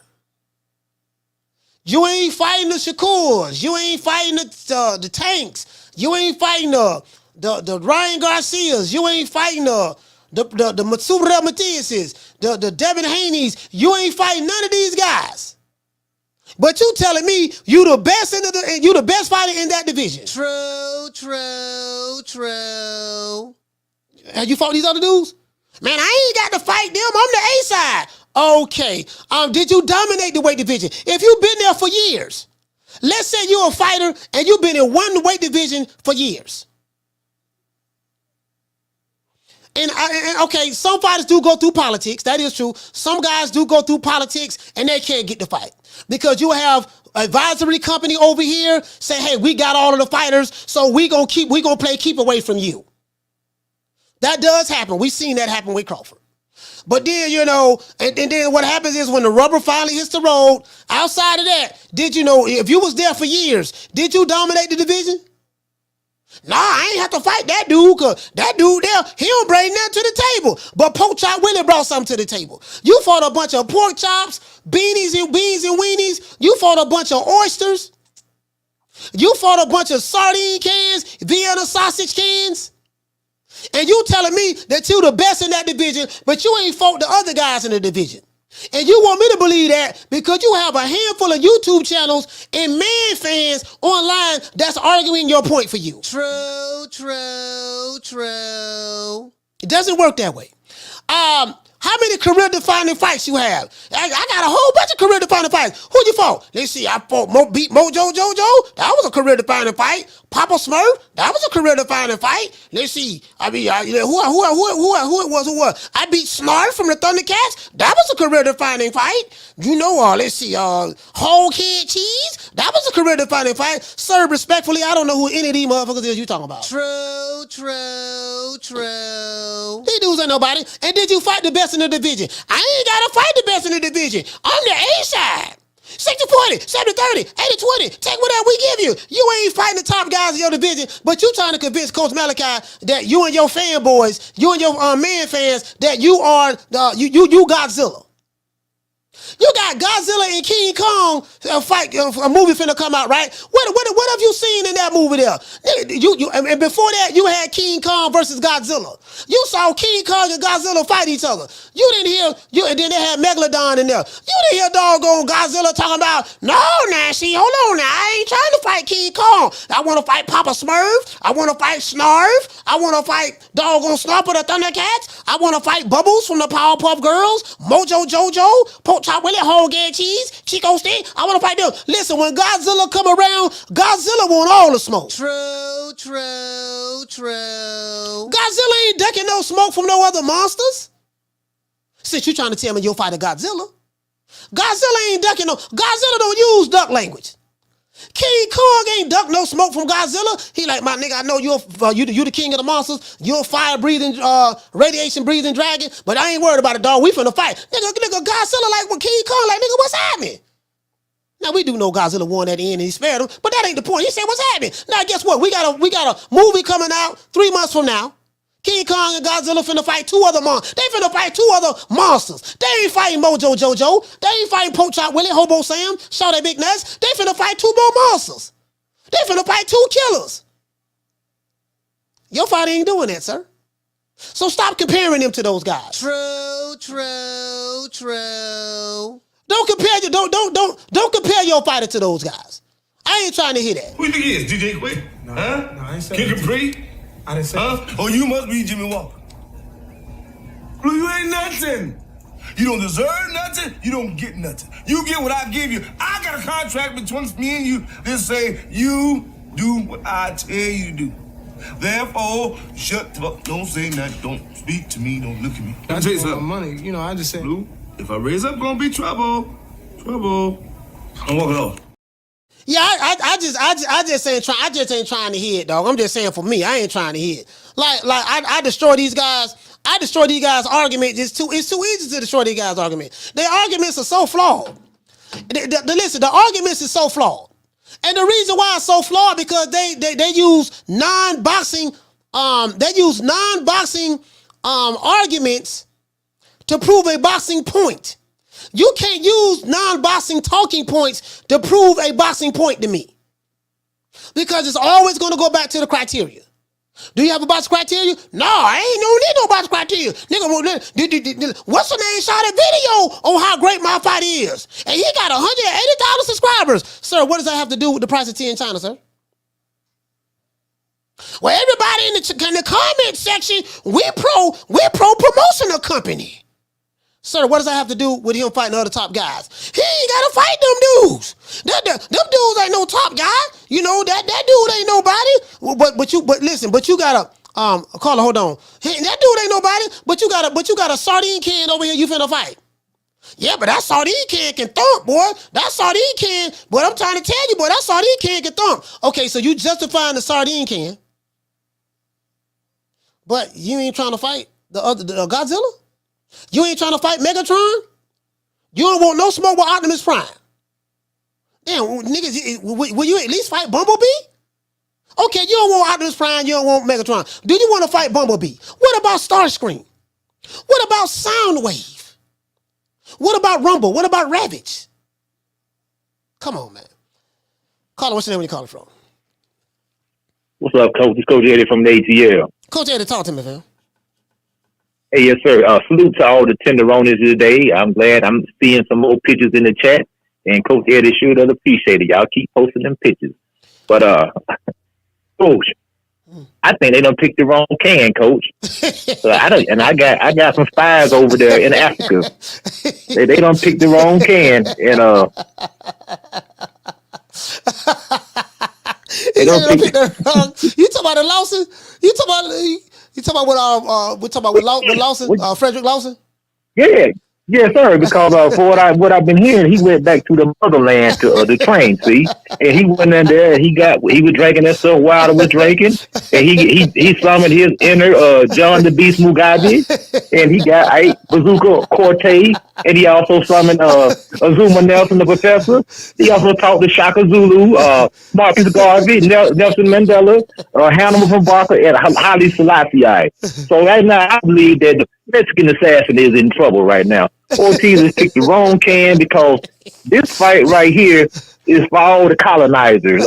King Leopold, who started the rubber plantation, who's responsible for the death of 10 million Africans. Also, the biggest company who owns the diamond mine. And also all the gold that has been stolen from Africa over the years. So he's coming back for retribution, my brother. And there's going to be a lot of crying tomorrow when my man takes an upset. Because, like I said, he got the spirit of the ancestors behind him. He talked to Dr. Umar Johnson, and he summoned the spirit of Shango. So there's no way his brother can lose. See, guys, Coach Eddie is a perfect example of using non-boxing talking points to make a boxing argument. He's not talking about the style and this and that. This guy, man, he has skills and, the stylistically, this is a bad matchup. He's talking about, meditation, training in the motherland. Dr. Umar, he has the power of Ogun and all that stuff there. Man, the man finna get his ass one.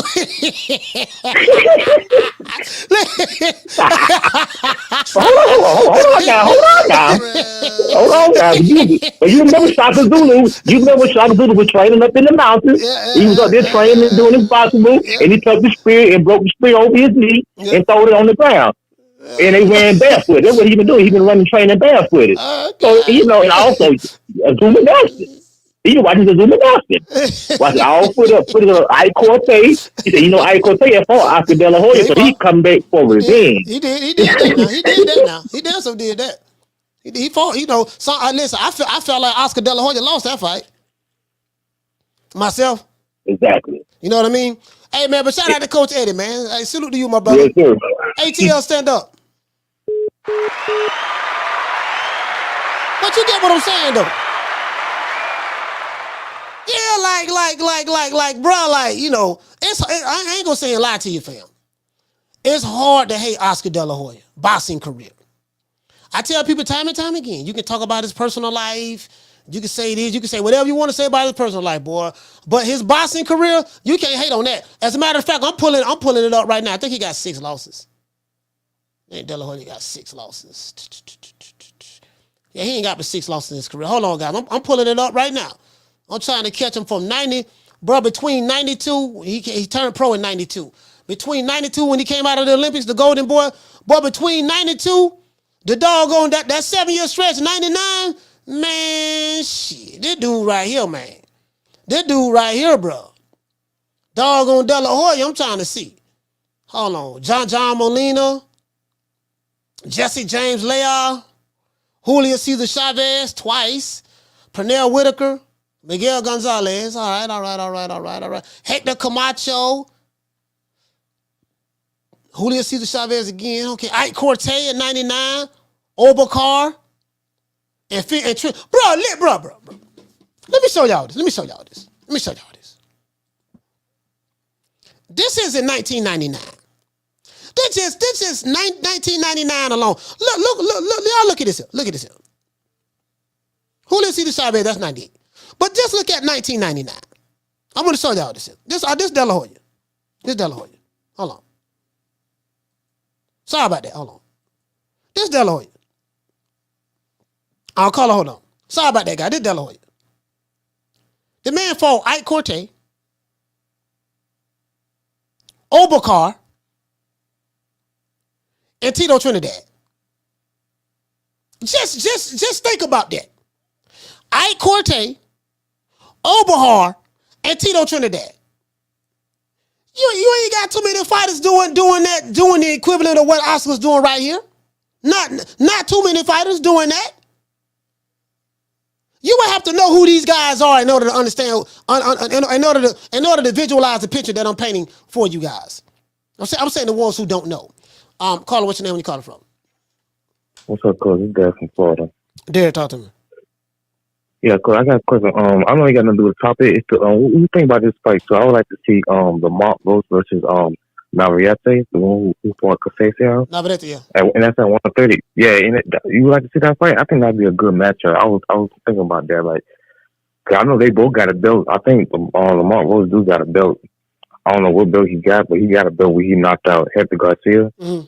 You seen that, right? Yeah. So I was wondering, what's your thoughts on that? Yeah, I mean, Lamar Roach want the smoke. I'm pretty sure he want to unify the division. I think I remember that fight, and he said that he wanted to fight, unify the division fight. I wouldn't mind seeing Lamar Roach versus Navarrete. I think I was really decent. So I guess go ahead. I didn't mean to cut you off. You was going to say? I was saying, stylistically, because Navarrete is a pressure fighter. He likes to throw a lot of punches, but he doesn't have any defense. Mm-hmm. He doesn't have any defense. So I would love to see how, Navarrete more than likely would be the A side. I don't know what type of judges that you would have for that fight. I don't know. Yeah, he might have stopped him too, Coach. You're right. Lamar Roseman, because I know that A side, B side shit. You're right about that. He might have to, but if it go 12 rounds, you know how they gonna give it to. Yeah. All right. Well, shout out to Derek from Florida. Salute to you, fam. Yeah. No. What I'm saying is, Lamont Roach is, he's a pretty good boxer. They counted him out in his last fight, and he ended up beating Hector Garcia, and now he's the champ. So I don't know, Lamont Roach, which promotional company he's with? Isn't he with Top Rank? Which promotional company Lamont Roach is with?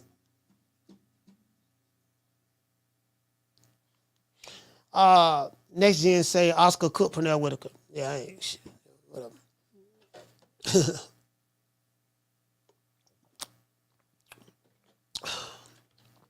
I won't even. You too young to know anything about that fight. To be fair, so. Anyways. Say some dumbass shit like that, but anyways. Shout out to Flex BK. What's going on, fam? You know what? I wouldn't mind. You say Lamont Roach with PBC? Oh, okay. But they still should be able to make that fight. It doesn't matter. It shouldn't matter. They still should be able to make that fight. So, it is what it is. They still should be able to make that fight. Lamont Roach, I like Lamont Roach. I like Lamont Roach a lot. I like him a lot. 154. Back to 154. There's some good fights up there that can be made. I would love to see, I would like to see Oscar and them really put this kid in there with some of these guys. I think highly of Vergil Ortiz. I think Verge will stop a lot of these dudes. Well, a couple of them anyways. Somebody like let me show you guys this. Sorry about that. Somebody like a Tony Harrison. I think Tony is kind of semi-retired. He'll stop Tony Harrison. He'll stop Tony Harrison. Tony Harrison will box good till he can't box anymore. But he'll stop Tony Harrison. This guy from Uzbekistan, I've only seen him fight one time. But I'm gonna take Vergil. I'm gonna pick Vergil over him. These are the top guys in the ring. I think he'll beat these guys here. Charles Conwell. This would be a pretty tough fight for Verge. Charles Conwell. This guy right here from France. I've only seen him fight one time, to be honest. So, I haven't seen this guy fight at all. This guy right here, I haven't seen him fight at all. I don't even know how to pronounce his goddamn name, to be honest with you. But yeah, but if he become an interim champion, throw him in the mix and let him be active. I want to see him become active with. You know what? They'll probably have Vergil become active within the sanctioned body. I don't know which belt he's going to become the interim champion for. Which belt he's going to become the interim champion for. More than likely, that's who he's going to fight. He's going to fight whoever's the number 1, 2, or 3 guy in that particular sanctioned body. So, Jamel Charlo has, let's see what it say right here. Jamel Charlo has, hold on. Wait a minute. Jamel Charlo has the WBA and the WBC title. So I don't know if Vergil Ortiz will become an interim champion for the WBA or the WBC or the WBO or the IBF. I don't know that. I don't know which one. You get what I'm saying? So we'll see. He's gonna this fight between him and Lawson is for an intern title. Intern title. So we'll see. You get what I'm saying? It is what it is. So once I figure that out, which sanctioning body he's going to intern for, Then, of course, he's probably going to have to pick a litter in the guys who he can fight. I want to see him active. Again, these guys got to fight at least. I mean, I can't sugarcoat it, man. They got to make these dudes fight at least 4 times. But some of these dudes don't like I don't know. Some of these fighters don't like they don't like to fight a lot, I guess. And, some of these dudes, they'll turn down fights. Not necessarily fighters, but they just turn it down fight dates, stuff like that. So, then when they get in the ring, they wonder why they're not as sharp as they should be because you're not active. These guys overtrain. They always training in the gym. Yeah, you train more than you fighting. You got 1 million sparring rounds. I'm sparring, training. You training 4, 5, 6, 7, 8 months. But you fighting once a year, twice a year. These guys are injured a lot. They have all of this sports science and all this stuff there, but these guys are more injured today than the old school guys were. They hardly fighting. You get what I'm saying? So just, they got to fight, man. These guys have to fight. These guys have to fight. If it's one of these old dudes that's holding the division up, one of these young guns got to get them off the block. There's an argument I think somebody sent me this. Hold on, somebody sent me something where they said, Floyd Mayweather. Let me pull it up on Twitter. And again, I don't give a damn. Like I don't even know why motherfuckers still listening to Floyd. Floyd is a retired fighter. I think he's a retired fighter. He's fighting exhibition matches. I think he has an exhibition match on Super Bowl weekend. And how I know, because one of the promoters that I was speaking to who promotes celebrity boxing, I'm going to get him on the show. He told me that, yeah, man, because I told him I'm going to be in Vegas Super Bowl weekend, and he said, what you going there for the Floyd Mayweather fight? I'm like, no, I didn't even know Floyd had a fight. Floyd is a retired fighter. He's a retired fighter, so no, yeah, he's supposed to be fighting on Super Bowl weekend. He's fighting John Gotti the third, John Gotti Jr., John Gotti's grandson. I didn't even know that. No, I'm going to see Teofimo and Vergil Ortiz. Teofimo and Jermaine Ortiz fight on the 8th, which is a Thursday. That's what I'm going for. I didn't know nothing about Floyd. And he told me that the King of Diamond is opening up a strip club in Vegas.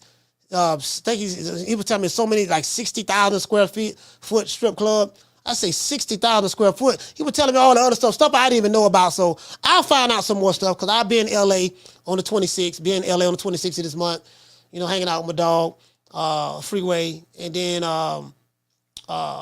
be in Vegas, be in Mississippi, Meridian, Mississippi, at a comedy event, celebrity comedy event, and then I'll be in Vegas. So we'll see, man. We'll see, bro. But the dude, man, you heard what Floyd said about there's only 3 stars in boxing. I think he said Canelo, Ryan Garcia, and Tank Davis. And what you think about that, Coach? I'm like, dude, he's entitled to his opinion. I'm not paying attention to no Floyd Mayweather. He's entitled to his opinion. He has a right to his opinion.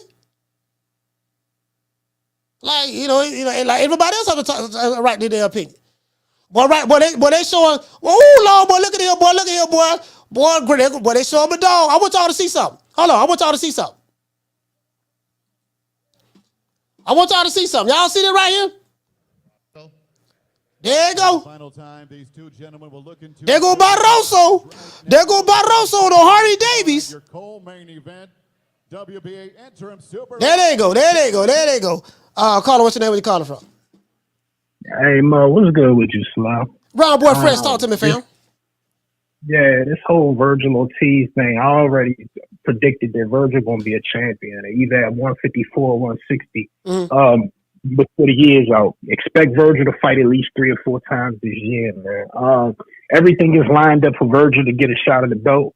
So, and he's got to make up for lost time because whether people want to believe it or not, Vergil was on a tear. You know what I'm saying? They was matching him opposite the way they match Ryan and Jaime. You know, Vergil ain't a protected boxer. You know what I'm saying? Vergil, they threw Vergil in the 5 back to back. They just ain't throw him in that motherfucker, that 4-arm blaze with Bud. Other than that, they did the right thing. Keep him away from Bud. He wasn't ready for that yet. They did the right thing. So, you know, I can't knock Golden Boy for doing that. But other than that, Vergil was fucking shit up, Slim. Yeah. Like, I'm dead ass serious. Vergil was not playing around, and they know what they got. Golden Boy know what they got. I told Oscar this years ago. I was like, too busy worried about that Bama, that Bama from out Cali. The thoroughest motherfucker is that youngin from Texas. You rock with Vergil. You put them, you motherfucker take everything, put it in Vergil. That's what y'all need to do. He's gonna take y'all to the mountaintop. Vergil is all loving, Mo. But that's all I got. And I predicted that Vergil will be a champion. You can mark it down. If he ain't gonna fight for a belt this year, he will have paperwork saying he's fighting for a belt next year. And let me ask you, Ron. Let me ask you this here. I'm glad you called. Yeah. Who the winner of the Vergil Ortiz and Lawson fight? They're supposed to be fighting for an interim title. Do you know what interim title that is? That should be the WBA. You think so? The WBA? It should be it's gonna be a WBA. Okay. It's either a WBA because what they want to do is give Vergil a WB or IBF. That's what they try and line Vergil up, because you got to understand, Lubin is over there in the WBC. The previous WBO champion was Tim Tszyu. So it's either going to be the I got to see the trunks, but it's either going to be WBA or the IBF. But the whole thing with that is, like I said, and you know, I'm a huge fan of 154. I think 154, it used to be probably the second best division. It's probably number 3 or 4 right now, behind 130. We got probably 140, 130, maybe 126, 154, however you want to chop it up. But the 2 best divisions is 130 and 140 right now. But other than that, man, expect Vergil to be a champion, and he will be a champion. And then expect him to be in the unification in 2025. I mean, he might even get a belt at 160. You don't know. I can see him getting a belt at 160. But at the end of the day, Vergil will be a champion. I'm telling you. This year. How many times? Damn, you saying this year? So by the end, you think by the 4th quarter, he have a shot at the title. So he gonna be active then. He definitely gonna be active. If he's not fighting for a belt this year, he has paperwork to fight early, 2025 to get a belt. You dig what I'm telling you? He will. Vergil will be in line to get a strap this year. Trust me, what I tell you, Mo. Book it. All right. Well, shout out to Ron Boy Fresh, man. DC, stand up.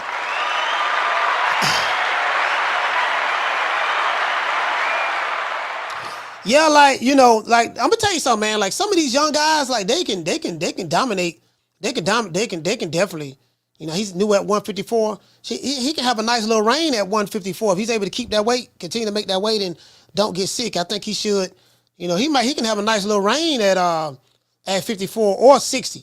Remember these guys are big for the division. These guys are like 5'11", some of them 6 feet tall. You get what I'm saying? Shout out to Isaac. Isaac said 160, 156 catch weight was old news. Hey, y'all see Barroso? Y'all saw Barroso on there, man? Man, hey, did y'all see that? Y'all. Hey, you know what, man? I'm a big fan of Barroso, though, bro. All jokes aside, I'm a big fan of that dude, man. I'm a fan of Barroso. Y'all see this here, man? Rolling, let y'all check this out. Y'all see this here? Nigga, this the dude that was putting hands in foot so doggone Rolly. And then this the dude who Rolly ducked. Oh, Harvey Davis. Ducked him right here. This brother right here from the UK. Both of these guys are southpaws. But look at that, ducked him. This the guy he ducked right there. Ducked him. He's in Al Heyman's witness protection program. Al got him over there witness protection program. The stickiest of the icky. You want to smoke with the old boy Rick James? Yeah, man. Tell him. We're going to tell him your hand hurt. We're going to tell him your hand hurt. And guess what? Now, this was his mandatory. He ducked him, and this is the guy who got robbed. This who should be the WBA 140-pound champion right now. Tony Weeks made sure that didn't happen. So now they got to fight each other. Well, I guess I got to be like everybody else and saying Al Heyman. But yeah, Rolly talking about he calling out Ryan Garcia. No, your hand hurt. You broke your hand. Remember, your hand hurt, right? Your hand hurt, right? No, listen. No. See, this how you know some bullshit. The same shit Jamel Charlo did. Jamel did the same thing with Canelo. Jamel was mandated to fight doggone Tim Tszyu, right? Jamel played possum for a whole year and some change. You know, y'all remember he got mandated to fight doggone Tim Tszyu. He messed around and said he injured his hand. He was supposed to so-called be in the doctor's office. He just held the picture up with his head turned to the side, and his hand's supposed to be in some kind of cast, right? That was it. Oldest trick in the book. We ain't heard nothing from him no more. Then he was supposed to came back and fought his mandatory. Now, what Tim Tszyu did was very, very smart. Tim Tszyu did not wait around on Jamel Charlo. Tim Tszyu said, man, I ain't finna be sitting around waiting. I'm gonna stay active and fight. So Tim Tszyu decided to stay active and fight. You get what I'm saying? He stayed active and fought. He fought like 2 or 3 times, right? And then doggone, next thing you know, when he was mandated to fight, doggone, Tim Tszyu again, they said, you got to fight this guy by September. We stripping you of the belt. Next thing you know, voila, he got a fight lined up with Canelo because Jamal Charlo turned the fight down. You get what I'm saying? Y'all remember when Jamal Charlo turned the fight down? I'm sorry? 160 is my weight division. I want to unify. I want to get Golovkin in the ring. I want to bring him to Houston. You know what I'm saying? I want to get Canelo out here to Houston. If they really to come down to 160, this is my weight division. Y'all remember that, Mr. I want to unify? Y'all remember I want to unify? Mr. I want to unify. I want to unify. Guess what? This man Jamal Charlo been in the middleweight division since 1972. How many unification fights have he had, guys? I can help you out. 0. True. Nigga been in the middleweight division since 79. Had 0 unification matches. 0. You can't make this shit up. True. You can't make this up. Shout out to New Country for dropping that $2 super chat. He said, Coach, hoghead cheese beats rolling. Man, look here. Now, hey, Country, check this out. The witness protection program is real. You had a witness protection program from a promotional company / advisory company standpoint. And you have witness protection program from social media boxing fans. The social media boxing fans witness protection program is stronger than the advisory company witness protection program. The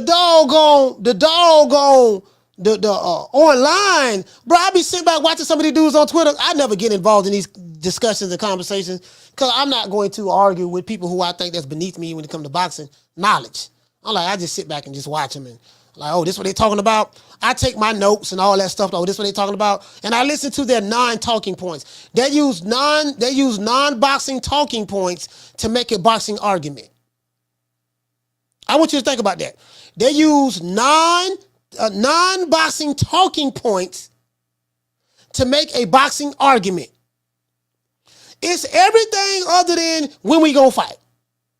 My fighter got more money than your fighter. My fighter baby mama bow-legged. Your fighter baby mama knock-kneed. My fighter got more ice than your fighter. My fighter driving Lambos with suicide doors. My fighter get wear more makeup than your fighter. My fighter got the best looking skinny jeans. My fighter got YouTube channels riding for him. It's everything other than boxing. My fighter was flying a kite. Your fighter don't know how to fly no kite. Dude, this is what we have. I'm finna tell you what we have right here. This is what we have. And you see these guys all the time. This is what we have right here. You see these guys all the time, bro. Where you at? Wait, hold on. I'm looking for him. Yeah, you guys know where I'm going at. This is what we have right now. After my God, I respect you. I respect you. After my God. I respect you. After my God. Give him after my God. You second to God, champ. No. I didn't listen. I respect him. I'm sorry. I respect him. Come on for the nigga pass out. Take the picture before you pass out. Yeah, get him before he pass out. Yeah. Hold him up. Yo, we gotta take this guy everywhere. Yeah. Yo, shit. He needs air. You need air. He needs air. Take the picture. Take the picture before you face the picture. That's my hero, right? That's my hero. One more. It takes a lot to take a lot to do it. All right, why are you pushing? Don't worry about it. Come on, I got you, all right? Bro, you got niggas online. Still, you know a Flomo. This how you know a Flomo. You got niggas online in 2024 still arguing passionately about an old, going on 47-year-old fighter. Floyd is 3 years younger than me. Yeah, boy, I'm trying to tell you, boy, you were Floyd did it. Yeah, boy, I'm trying to tell you. All right, so okay, Floyd did his thing. That's true. So what does that have to do with anything? I got dudes arguing. I'm seeing dudes arguing online about Ryan Garcia hanging with Floyd. Okay, so what he hanging with Floyd? Yeah, boy, see that, yeah, Floyd finna show him the shoulder roll. See, he told him, you were doing the booty roll, bending over. Now Floyd finna show him how to really do the shoulder roll. And I'm like, dude, yeah, he over there with Floyd and this and that. I'm like, dude, Floyd ain't that guy no more, fam. I just hate to say it. Yeah, he rich, he making money, all that's fine. I'm happy for him. Rich, making money, boatload of money, like I said before, but his day has come and gone. Niggas still holding on like LTD. Holding on. What we got to do when love is gone. And that's no lie. Holding on. Niggas still holding on. Dude, it's over. Dude, it's over, fam. We still having these conversations. Yeah, he over there with Floyd. I'm like, okay, what the fuck that mean he over there with Floyd? That ain't him hanging with Floyd, and that ain't gonna help him stop him from getting his ass whooped. Nah, this ain't. You know, he over there. Floyd finna show. like the arguments, this what I do like. I like the fact that Devin Haney look like Ryan Garcia gonna fight each other. I want to see that fight. You know, I've been a strong Ryan hater. I've been a strong hater of Ryan Garcia. These are the facts. But I'm going to give the brother the benefit of the doubt this year. I'm giving Ryan Garcia a clean slate. Getting a clean slate, I ain't going to hate on him no more. Just telling you right now. I was a proud Ryan Garcia hater, but I'm giving him a clean slate. I like the direction he's trending in. Him and Devin, I think that's going to be a great fight. I got Devin Haney beating him, but I think that's going to be a great fight. Let's see. Jaime Munguia. I'm giving Jaime Munguia a clean slate this year. He's fighting John Ryder. He fought Darian Chaco his last fight, fighting John Ryder this fight. Jaime Munguia, I'm not going to hate on him anymore. He gets a clean slate. True. Which other fighter that was on the hate list that I'm giving a clean slate to? Jamal Charlo. I had a whole lot of hate for Jamal Charlo. You know, but he going through mental health issues. He don't look, I don't know Jamal Charlo. But I'm going to give Jamal Charlo a clean slate this year. I don't know how many times he going to fight. You know, I do reserve the right to hate on him again. Any one of these fighters that's getting a clean slate, I reserve the right to go back to hating on them, depending on how they move it. If they shaking like booty meat and they ain't fighting like I feel like they should be fighting, guess what? I'm going to be right back on their ass. True. No pause. Roland Romero, I hate that motherfucker there. Listen, it ain't a nigga on YouTube that hate Roland Romero more than me. I am a certified Roland Romero hater. I am a proud Roland Romero hater. That motherfucker is trash. Garbage can Dan. Not garbage, garbage. Y'all know how to spell garbage? Gabitch. Garbage. True. That man trash. You are now rocking with the hottest boxing podcast in the land. True Media Boxing Radio with your host, Coach Malachi Williams. Shout out to T Seals. He say certified Me Too coach. Hey, what you say? Hey, T Seals say Me Too coach. Yeah, boy, look here, boy. I'm trying to tell you, boy, this dude right here, man. Hey, you know, hey, T, check this out, T. You know what got me mad? This what made me hate Rolly so much even more. It's the fact that he got a belt, dog. He got a belt. And I know he shouldn't have it. And ever since I saw what happened to Usman Barroso, it's like I have this obsession with hating Rolly Romero. It's like an obsession. I say, you know what? I'm giving Ryan Garcia a clean slate, Jaime Munguia a clean slate. I'm going to give Jamal Charlo a clean slate. I'm going to give everybody a clean slate. But Rolly Romero, listen, it's for that nigga for life. You just saying you don't know what I'm talking about? Really though. True. It's the hell with Rolly Romero to this day. To this day. If it was up to me, he'll be stripped right now. Yeah, let us go ahead and get that belt from you, dog. Let me get that belt from you, dog. Let's get that belt from you, dog. Let's take that. Listen, boy, I would love to see Ryan Garcia or Devin Haney cook this dude. I would love to see Ryan Garcia get in there with Rolly Romero, catch him with that left hook, hack him, drop that right cross on him. Bro, I would love to see that, bro. Boy, I would listen to this interview with Oscar De La Hoya. He said, man, they tried to make the Rolly Romero fight, and Rolly Romero people took too long to get back to them. He said, man, they reached out to Rolly Romero, they reached out to Al Heyman 4 times, and guess what? Didn't nobody respond back. And then as soon as Ryan Garcia said he want to fight Devin Haney, then Rolly Romero gonna come out of nowhere. Yeah, man, now I want to fight Ryan Garcia. Man, the people been trying to get in contact with you since you had the belt. You ducking and dodging. But this ball been taking the easy matches, fighting other balls. And then now you trying to stop. You trying to jump on Ryan and Devin Haney wave. They got you in the witness protection program with this fake broke hand you got. Oldest trick in the book. Carla, hold on. The oldest trick in the book. Now you trying to jump on their wave now. I say, man, dog, I'm praying, dog. We gotta get that belt for Rolly Romero, dog. Man, I'm telling you, but we gotta get that belt out of his hands, dog. Carla, what's your name? Where you calling from? What's up, Coach? Martin from Jersey. Martin from Jersey, talk to me. Coach, what up, man? Coach, I wanted to add on to that Ryan Garcia-Floyd relationship. It's amazing. Like, the people that hate Devin Haney, it's crazy. Like, I can't see myself hating any fighter. I think some of them are trash, like Rolly, for sure. But I wouldn't say I hate a guy. But, like the caller you had yesterday, like, Ryan and I hanging out with Floyd, and maybe we can see we could get Devin Haney out of there so you can make that tank rematch. Man, dog. And that's another thing. Floyd's not gonna fight for him. And people act like Floyd is great.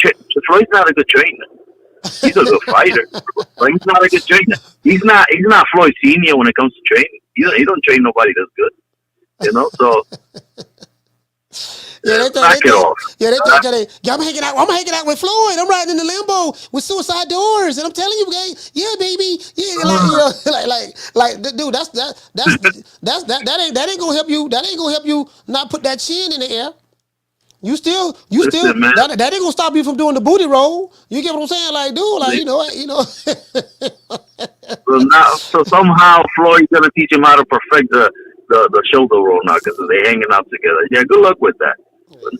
I see Devin Haney jabbing this kid's face off. So anyway, that's all I got for today, Coach. All right, salute, fam, salute. Oh, I'm seeing. Oh, hold on. Somebody just sent me something. Hey, shout out to Jose. He say AJ and Ngannou done deal according to Michael Benson. Yeah, I just saw that. I'm on Twitter right now. Somebody just sent me something as it relates to Calvin Ford. Yeah, I was wondering, people have been asking me a lot about that. I have a lot of people hitting me up on IG and stuff. People have been asking me about Calvin Ford's arrest. I don't know what that's about myself. I told you guys, listen, this boxing shit, listen. This shit is like TMZ. This is tabloidish. this is where it's at. This is where it's at now. So the social media area is all about the drama. It's all about the soap opera. It's all about, the internet gangsters. It's all about the shooters, the threats, the goons, the money, the arguments, the debates, the banter. It's about everything outside. It's about everything but boxing. True.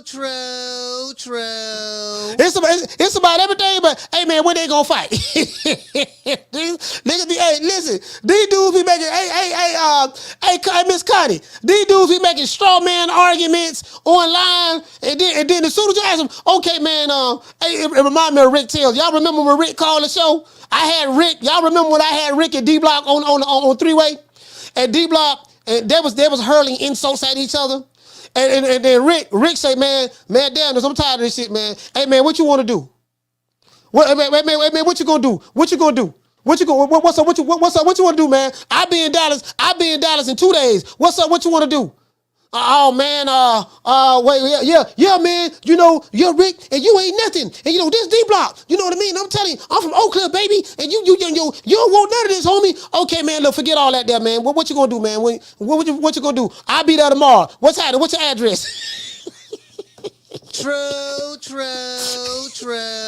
Hey, niggas, boy, will be like, hold on now, wait a minute. Now hold on now. He ain't earned the right yet to fight my fighter. How many Instagram followers he got? He ain't got enough Instagram followers. Instagram? What Instagram got to do with it? Hold on now. My fighter got more Twitter followers than you. Guess what? How come when my fighter tweets something on Twitter, it get retweeted 100,000 times. When your fighter make a post on Twitter, it only get retweeted 20 times. True. Is that where we at? That's where we at now. That's where we at now. Dudes talking about retweets now. Dude talking about, no, now. Well, my fighter leave a message on Twitter, and when he make a post on Twitter, he got 100,000 people retweet this stuff. Ain't nobody. How many people your fighter got? Like, bro, it's everything but let's fight.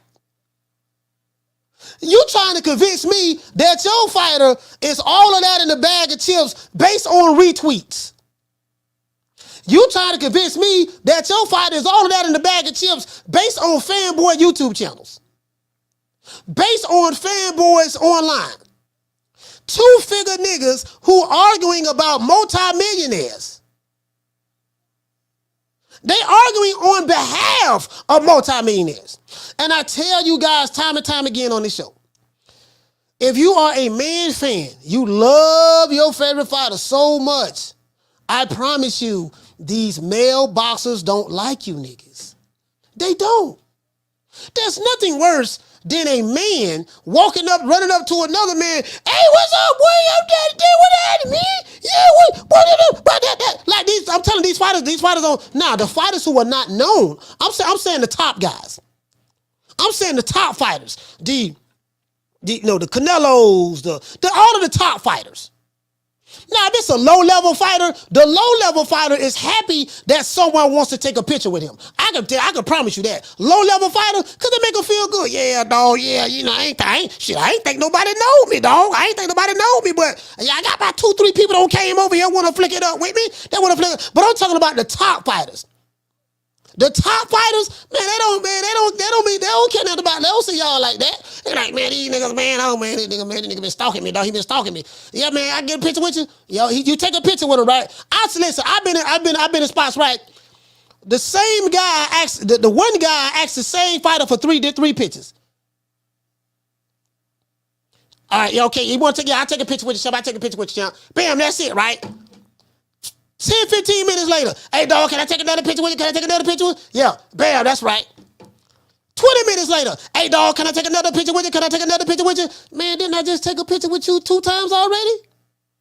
Yeah, man, but this is for my girl, dog. The first picture was for me. The second one was for my mama. The other picture for my girl. All right, man, all right, bam. 10, 15 minutes later, hey, dog, can I take another picture with you? Can I take another picture with you? What nigga, hold on, nigga, what's the fuck going on? Nah, dog, this is for my grandma. My grandma wanted me to get the picture with you. Why don't you just give them the same picture that I took? True. Fuck, I look like arguing on behalf of a multi-millionaire. Nigga, you broke, ain't got no money. You sitting there arguing about Ryan Garcia. Yeah, nigga Ryan got. You know how much money Ryan got? Yeah, I don't know how much money Ryan got. How much money you got? Oh, I don't still living with my mama now. I mean, you know, me and mama working it out now. We working it out now. But don't worry about what I got. We talking about Ryan. What? Yeah, you see how much money Tate got? What? You see how much money Devin Haney got? Devin got some ice. What? Nigga Tan Crawford, you see what Crawford doing? What? Nigga Errol Spence, nigga, he got a farm. What? Like literally, like these guys kill me, my nigga. They kill me. True. You can't make this shit up. You really can't make this shit up. You get what I'm saying? It is what it is. Listen, bro, I'm trying to tell you, dog. It is what it is. I don't even play, nigga. Wakanda, bring your ass over here, nigga. This what I'm gonna do to you. Oh, Lord, oh, I just kicked Wakanda in the face. Oh, hit him in the stomach. Oh, Lord. Kick him, slap him. Kick him again. Oh, Lord, I'm beating Wakanda ass. What you gonna do, Wakanda? You want some more? Oh, Lord, hammers. Go up on him. Bam. Catch him in the neck. Ah, Lord, Wakanda is dead. AI asked me, he said, am I going live for the Ortiz fight? I don't know, fam. I don't know yet. It depends. I'm not sure. I may go live for the Ortiz fight. I may not. I don't know. I don't know, man. It depends on what I'm doing tomorrow night. Anyways, but this was somebody sent me on Calvin Ford. For those who are concerned about Calvin. Now, this is from the Baltimore Banner. This is from a Baltimore website. You guys can't see it, but I have it up here. This is from the Baltimore Banner. Okay, cool. Trainer for Baltimore boxer. I call him the fighter formerly known as Gervonta Davis. You know why I'm saying that? Because, you know, they say his name is Abdul Wahid now. So if he's Abdul Wahid, then he's no longer Gervonta Tank Davis anymore. Might still be Tank, but you get what I'm saying? He's no longer Gervonta Davis. So I like to call him the fighter formerly known as Gervonta Davis. Very similar to when Prince changed his name to the symbol. They say the artist formerly known as Prince. The artist, right? Some of these guys may be too young to know that, but that's okay. Anyways, trainer for Baltimore boxer Gervonta Davis facing felony assault charges in Nevada. Oh, okay. All right, felony charges. All right. I know what it's like to catch felonies. He say Calvin Ford, Ford's from the right, yada, yada, yada, yada. Uptown Boxing Center. Okay. He say Calvin Ford, who runs the Uptown Center, was taken into custody outside the gym in late December. Damn, they came to the gym and locked him up. He say famed boxer, Coach Calvin Ford, who built their career training Baltimore youths like Gervonta Davis into champion athletes, is in police custody this week awaiting transfer. So they're looking to extradite him. It's called extradition. They're looking to extradite him across the country to Nevada on felony assault charges. Baltimore police arrested him on December 29th. Well, at least he got a chance to enjoy his Christmas. True. Arrested the 58-year-old as he was leaving the popular Upton Gym, you know, where he trains. He is wanted in Nevada on 2 charges of assault with a deadly weapon following an incident in Las Vegas. Authorities there issued a warrant for his arrest on October the 16th. Interesting. Further details of the incident in Las Vegas were not immediately available Thursday morning. Ford did not have an attorney listed, in court records as representing him. He is being held without bail. For those who say that we don't know why. For those who called the show and say, man, how come Tank ain't bonding him out of jail? It's because he doesn't have a bond, sir. True. He's being held without bail at the Baltimore Central Booking and Intake Center. You get what I'm saying? So it is what it is. It says in a New Year's Eve interview with with Fag9 International Boxing Channel, Forbes coaching partner Kenny Ellis said the allegations against Ford were false. This man is being framed by the white man. True. Ellis did not describe the nature of the incident, but said he was with Ford and others when it took place. Coach Calvin ain't the type of guy that's out here getting into a bunch of drama, said Ellis. I can't stress it enough. Calvin is innocent. He did nothing wrong. So you know what? It seems that we have a case of mistaken identity It seems we have a case of mistaken identity, and it may be a case that we might need to get our good brother, Dr. Umar Johnson, involved. We might need to get in contact with Dr. Umar so we can fight this particular oppression that our brother, Coach Kenny, is currently going through. If I take your woman who never been out the United States a day in her life, if I take your woman who never been out the United States a day in her life, if I take your woman who never been out the United States a day in her life and take her with me, she spent a week in Africa with King Kong Alicious. She's going to spend a week in Africa with King Kong Alicious. Do you think she ever coming back home to you? Let's just be honest. If I take her on a ride with the prince, do you really think she coming back home to you? I'm going to drink to that. Next Negro who hate, I'm going to snatch your chick. Yes, I think, don't worry about it, guys. I think we need to do that because they say the brother innocent. They extraditing him back across the country. We're going to find out what's going on. Hopefully. Now, I did call Bill Haney. For all you guys, so I want anybody to be worried.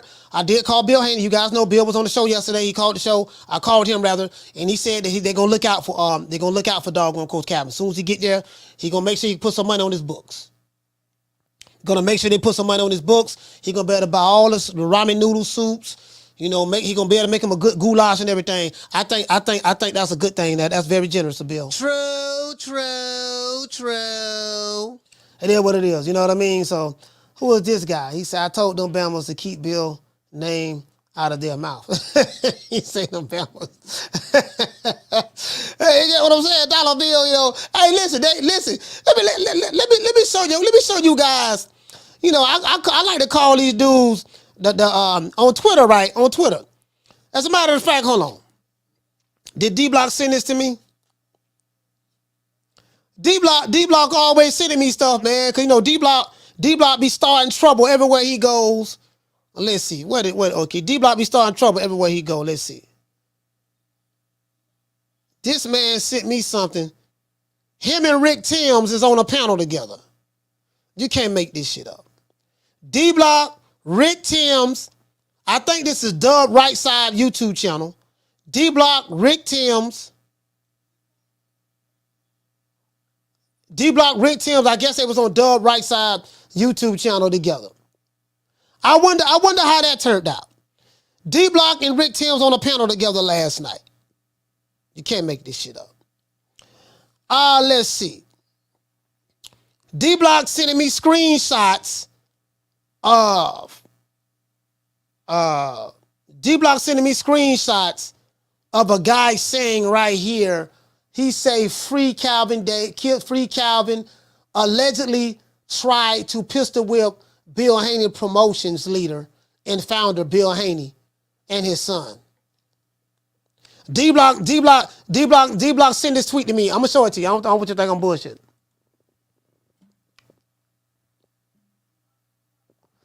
Right there. He say, Coach, what you think about this, Coach? Did you hear what happened, Coach? What you think about this? I say, D-Block, that's not true, sir. True. I'm just literally. I told you, listen, Twitter is like the gossip column. It's like the gossip column in boxing. Twitter is like the tabloids. You remember back in the day, you used to go to the store and you see all of the tabloid magazines on there, TMZ. You see doggone the National Enquiry. You see all these different tabloid stuff. Like Twitter is like the digital tabloids. The fastest way to spread a rumor in the daytime, just go on Twitter, drop it. Somebody gonna take it. Like they don't. Hey, Stephen, they say you have to vet information. D-Block. Hey, Rick, I see you and D-Block no squash the beef. I saw y'all was on the panel last night, dog.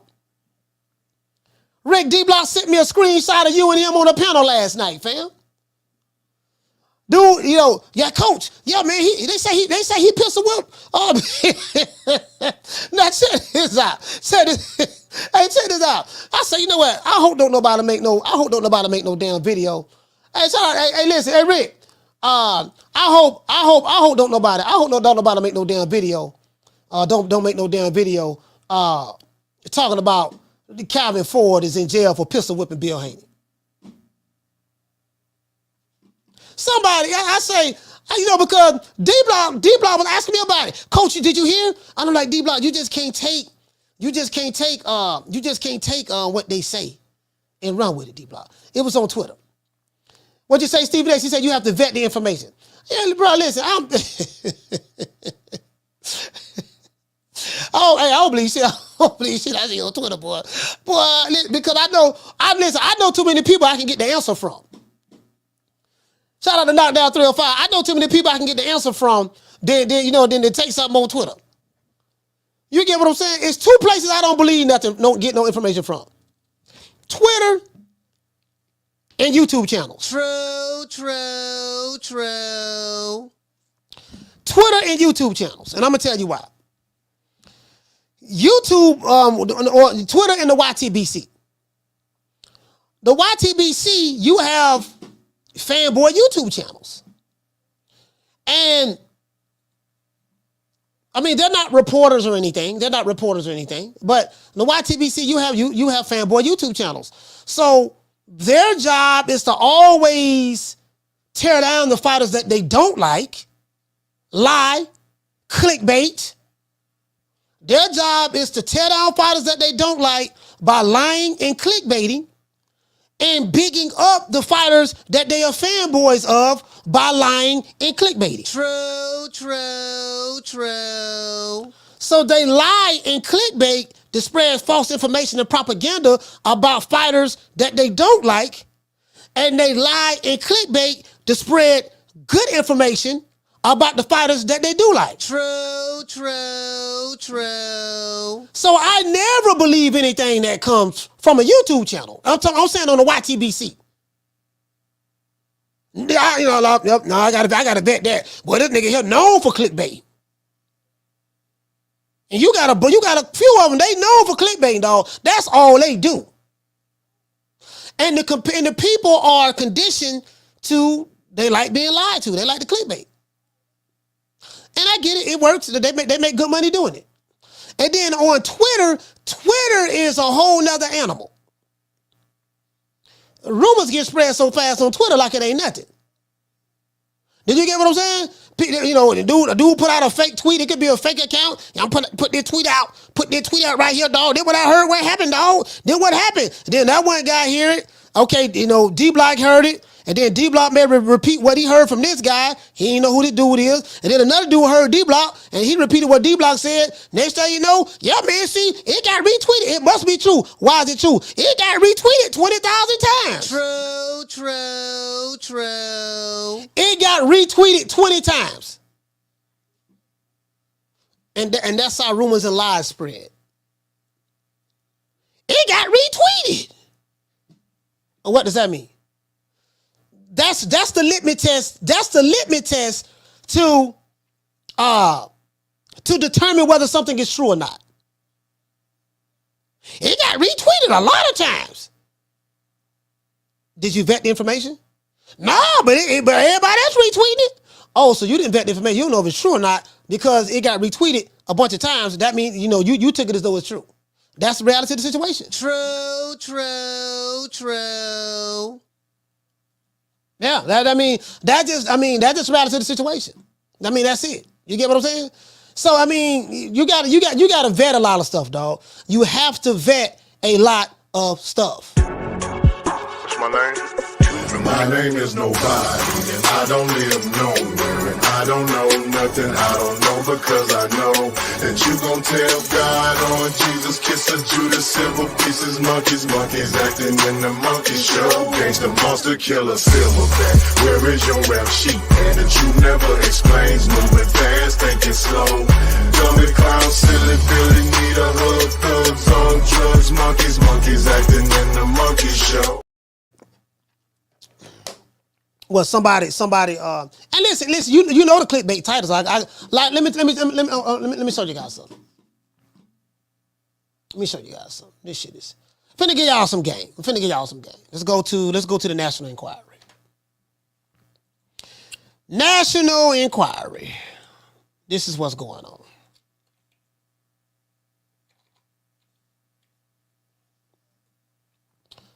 National Enquirer. Let's see what else we have. They got some good. National Enquirer got some good clickbait. Clickbait titles. National Enquiry. Let's go to what's another tabloid? What's another tabloid? I forgot. National Enquiry. What's another tabloid? As a matter of fact, let me look up tabloids. Tabloid magazines. Let's look up tabloid magazines. Life. You see, Life and Style Weekly, Globe, U.S. Weekly Magazine, National Enquiry, Vogue. Let's see, tabloid magazines. The Sun, the World Weekly News. Okay, New York Post. Let's see. So I want to show you guys something. This is an old game, but it works very effectively. This is an old game, but it works very well in today's time. Now this is old stuff, but it still works in 2024. Still works. Oh, Fame, Love, and Her Next Chapter. I don't know. I forgot who the fuck this is. What her name is? Julia Roberts, right? Picture of her smiling. Fame, Love, and Her Next Chapter, right? Let's look. I'm here to look at some titles, some headlines. Toby keeps cancer hell. Okay. Rise of the machines. Things get real with Ryan Seacrest and J-Lo. Picture of Ryan Seacrest and J-Lo hugging each other. Ambiguous Jennifer Lopez may be the next star to join, yada, yada, yada. You'll hear stuff like,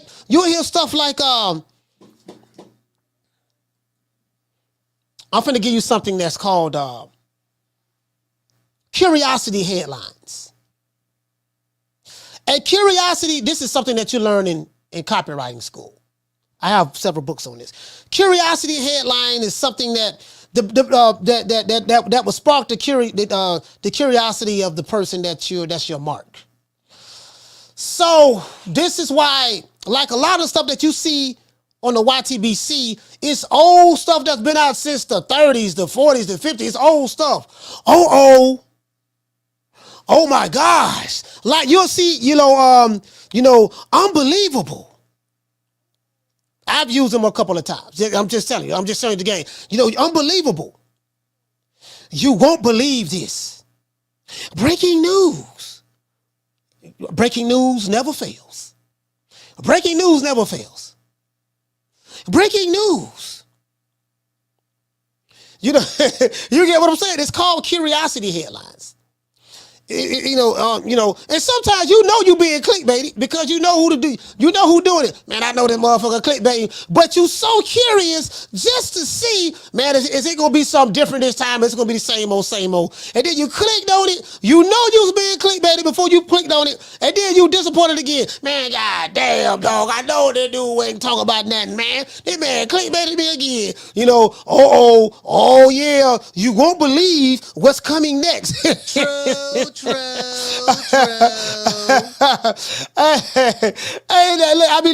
man. I sit back. As a matter of fact, let's do this. No, let's do this.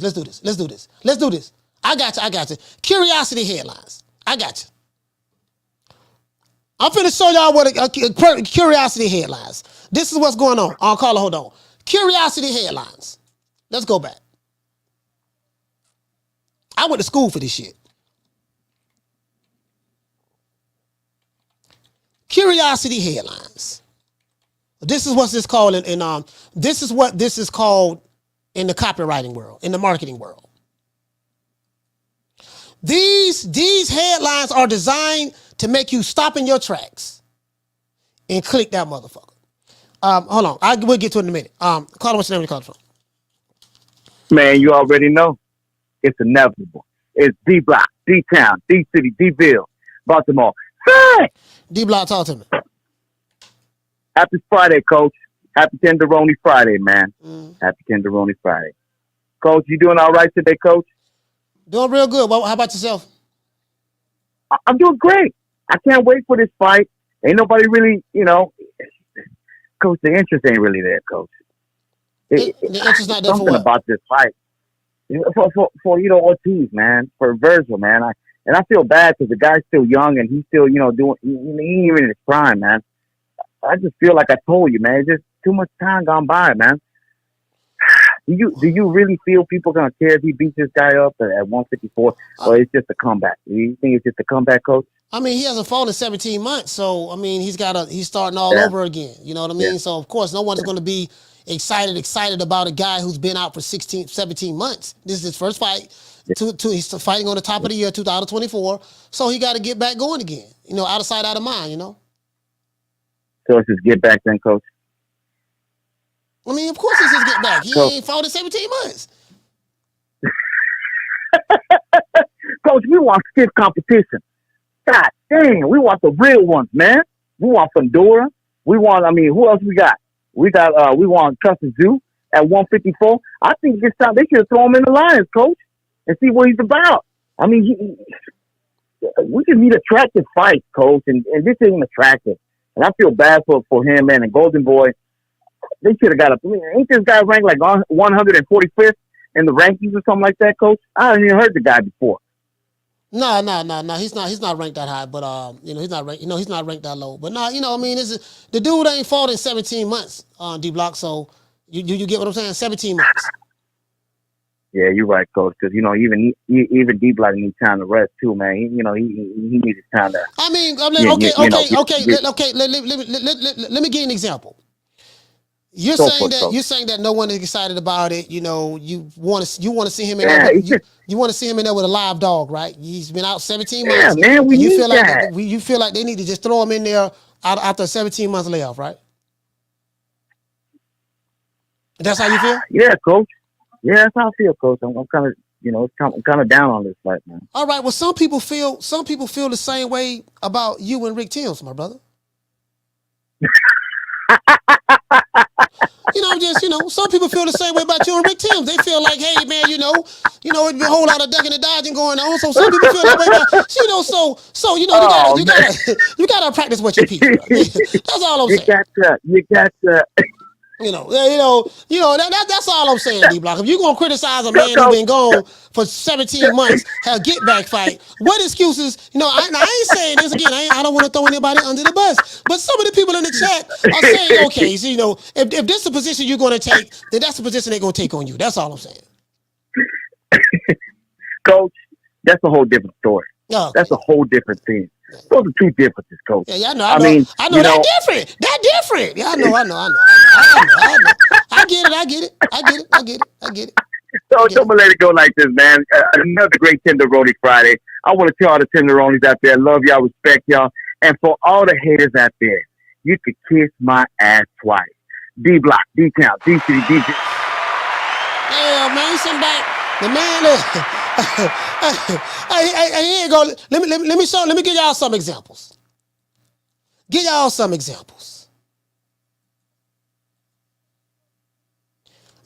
examples right here.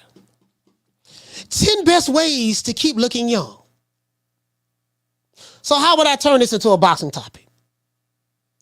10 ways Errol Spence can beat Terrence Crawford. Make sure you have a good picture that supports the title. Unlock the power of micro habits. Can Errol Spence unlock his hidden power from being weight drained in his last fight with Crawford? You got to make it short. That's too long, but you got to make it short. I'll make it short. You get what I'm saying? I'll make it short. I'll call it. What's your name? You calling from? Hey, Coach, it's Jerry, Baltimore. All right, Jerry from B-More. Talk to me. D-Block, I kind of agree a little bit. Well, I mean, I agree with you. Vergil's been out for a long time, man. It's not reasonable to expect him to come back and take on any top junior middleweights. He's moving up. He needed to move up, but that's obvious. But it's not reasonable. But, after the year we had in boxing, we had a lot of big fights get made, so a fight like this can seem like a letdown. So I get that. I get what he's saying there. But at the same time, like I said, you can't expect this guy to come back after the health problems and the long layoff and fight a top guy. That will be career suicide. Well, I read an article today where he even said he doesn't expect to be on point as much, which is understandable. But I'm glad to see him get back in the ring, and hopefully he can resume his career. Boxing needs fighters like Vergil or like Ortiz. He's a all-action, gun-ho type of fighter. And so far, I mean, unless I miss something, he's stopped everybody. He hasn't fought the highest level of comp, but who he has fought, he's went right through him. So he's a good action fighter. I'm glad to see him get back, and hopefully, they can get him moving after this. Yeah, man, I totally agree with that, man. Shout out to Jared from Be More, man. Salute to you, fam. Thank you, Jared, for calling the show. All right.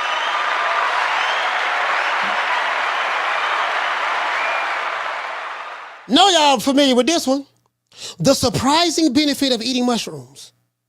What's the other one? The shocking truth about Amazon. The shocking truth why Deontay Wilder lost to Joseph Parker. How drinking water can help you stay calm. How Deontay Wilder's spiked water bottle cost him the Tyson Fury fight. You won't believe what Tyson Fury said about Wilder. Discover the secret to beating Terrence Crawford. Or the 5 most common mistakes that Errol Spence made in the Crawford fight. True. Now you could take some of these words and just mix it around. You know what I mean? Shocking. Breaking news. Unbelievable.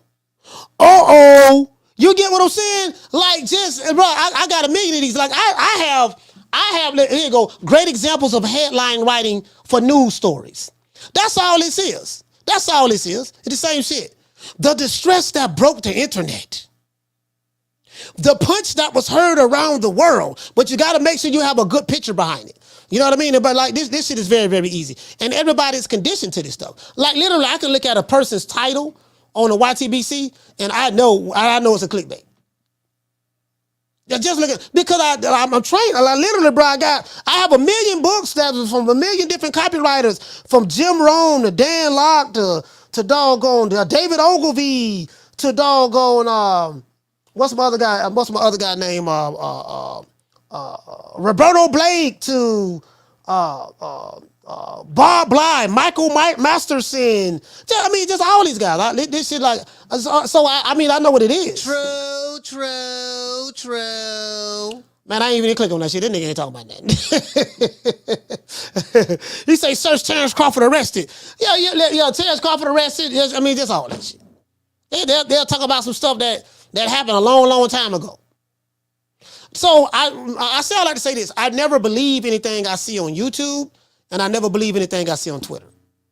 Like, because the position that I'm in right now, I know the bullshit when I see it, know the bullshit when I hear it, and whatever I don't know, I know who I can reach out to in order to find out if it's true or not. I'm not a clickbaiter. Anything I talk about, I show receipts. You gotta know, I'm gonna show the receipts. Fuck what I say, I'm gonna just show you the receipts. You get what I'm saying? So, but it is what it is. But that's the game, man. Let's give everybody a round of applause.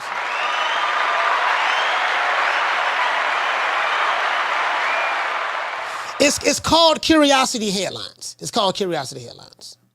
That's what it's called. Curiosity Headlines. That's what it's called. Shout out to Miss Connie Stevens. What's going on, sis? So we'll see. So I tell you what. The reason why I didn't do a vote or a poll on who's going to win this fight tomorrow with Vergil Ortiz, I got Vergil beating the guy myself. I know he's been going for 17 months. And, I don't expect him to beat on as much Sharp, but I expect him to get the stoppage. I think he's going to stop this guy. I hope that Vergil Ortiz can get some rounds in. I fully expect him to be criticized, because he's in a damn if you do, damn if you don't situation. Like D-Block is saying, oh man, I ain't excited about this fight. He ain't fight nobody. I'm like, D-Block, the dude's coming off a 17-month layoff. He's coming off a 17-month layoff. And I'm like, the double standards is crazy because, when Ryan Garcia fought the guy he last fought, I don't even remember the guy he last fought. He didn't have that same energy for Ryan Garcia. When Ryan Garcia fought the dude from Nigeria, the dude from Africa, when the dude was running from him and Ryan couldn't get the knockout, he didn't have that same energy for that guy. You get what I'm saying? So, and again, I'm not throwing D-Block under the bus, but I'm saying the dude hasn't fought in 17 months. So he's going to have to, like, let the dude be active. Let him get this fight out the way, see how he looks, and then put him in there with another guy. I want to see Vergil Ortiz have about 4 fights. If he can get about 4 or 5 fights, and if Ron Boy Fresh is right, he can get a title by the end of the year, that'll be good. If he's taking the WBA route, Jamel Charlo has the WBA belt. So, I mean, we'll just have to see how that works out. But I'm riding with Vergil. Shout out to Jacob. He said, "You're a great teacher, coach." No, listen, hey, Jacob, like, I'm a professional at this shit. Like, literally, bro, y'all just look up copywriter. I am a professional copywriter. I'm not talking about someone who copyright books. That's spelled differently. I ain't talking about copyright, COPYRIGHTS. I ain't talking about copyrights. I'm talking about WRITER, copywriter. Look that up. You see signs of copywriters everywhere you go. Any headline you read, anytime you've been sold something or marketed something or something convinced you to buy something, that's because of a copywriter. They make a lot of fucking money. True. Copywriters make a lot of money. It has a lot to deal with the psychology, understanding the psychology of the human brain, stuff like that. It's a lot, color coordination when you're looking at artwork and stuff. I'm telling you, I know this shit. Carla, what's your name? You call it from? Hey Mo, let me double back real quick. Bram was calling here, not making no motherfucking sense. And you got to put your foot on their neck a little bit more vicious. Who the fuck is he supposed to fight after sitting down for 19, 18 months, Mo? That's what I'm saying. Like, and I know, and so you want me to believe a motherfucker really follow boxing, and he's upset that that a contender. Keep in mind, Vergil is still a contender. Mm-hmm. We not talking about like he's some motherfucking ex-champion or some shit. You dig what I'm telling you? Yeah. He's a contender, so they already setting it up, Mo, for him to fight at least 3 to 4 times this year. Hey, Ron, you're right, but that's what I'm saying, fam. Like, he hasn't, like, I'm with you, but I got what you saying, but Bama's sitting here calling here. You want me to take him, have any credibility or what the fuck they looking at, Mo? He ain't looking at boxing. He looking at boxers. He looking at Ryan. He looking at Cinnamon. He looking at Diego. He only looking at a handful of boxers. He's not looking at the game of boxing. You dig? Yeah. Bama's need to cut this shit the fuck out. Vergil doing the right thing. Golden Boy doing the right thing. Let him get his feet wet at a new weight class. Keep in mind, he's in a different weight class at that. Yeah. Did we mention that? Yeah. I mean, they didn't mention that at all. I mean, it's like... Yeah, exactly. So Bama's belly aching about a motherfucker coming back after sitting down for 17, 18 months in a new weight class. Motherfuckers don't look at boxing, Mo. It's as simple as that, man. At the end of the day, Vergil doing what he doing, Mo.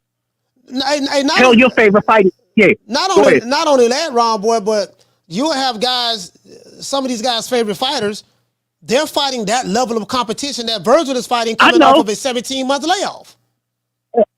Slim, you preaching to the choir. Like I said, you can't listen to no Bama calling in. As soon as Bama sitting here pom-pom shaking for particular fighters, you can't take them serious. You dig what I'm telling you?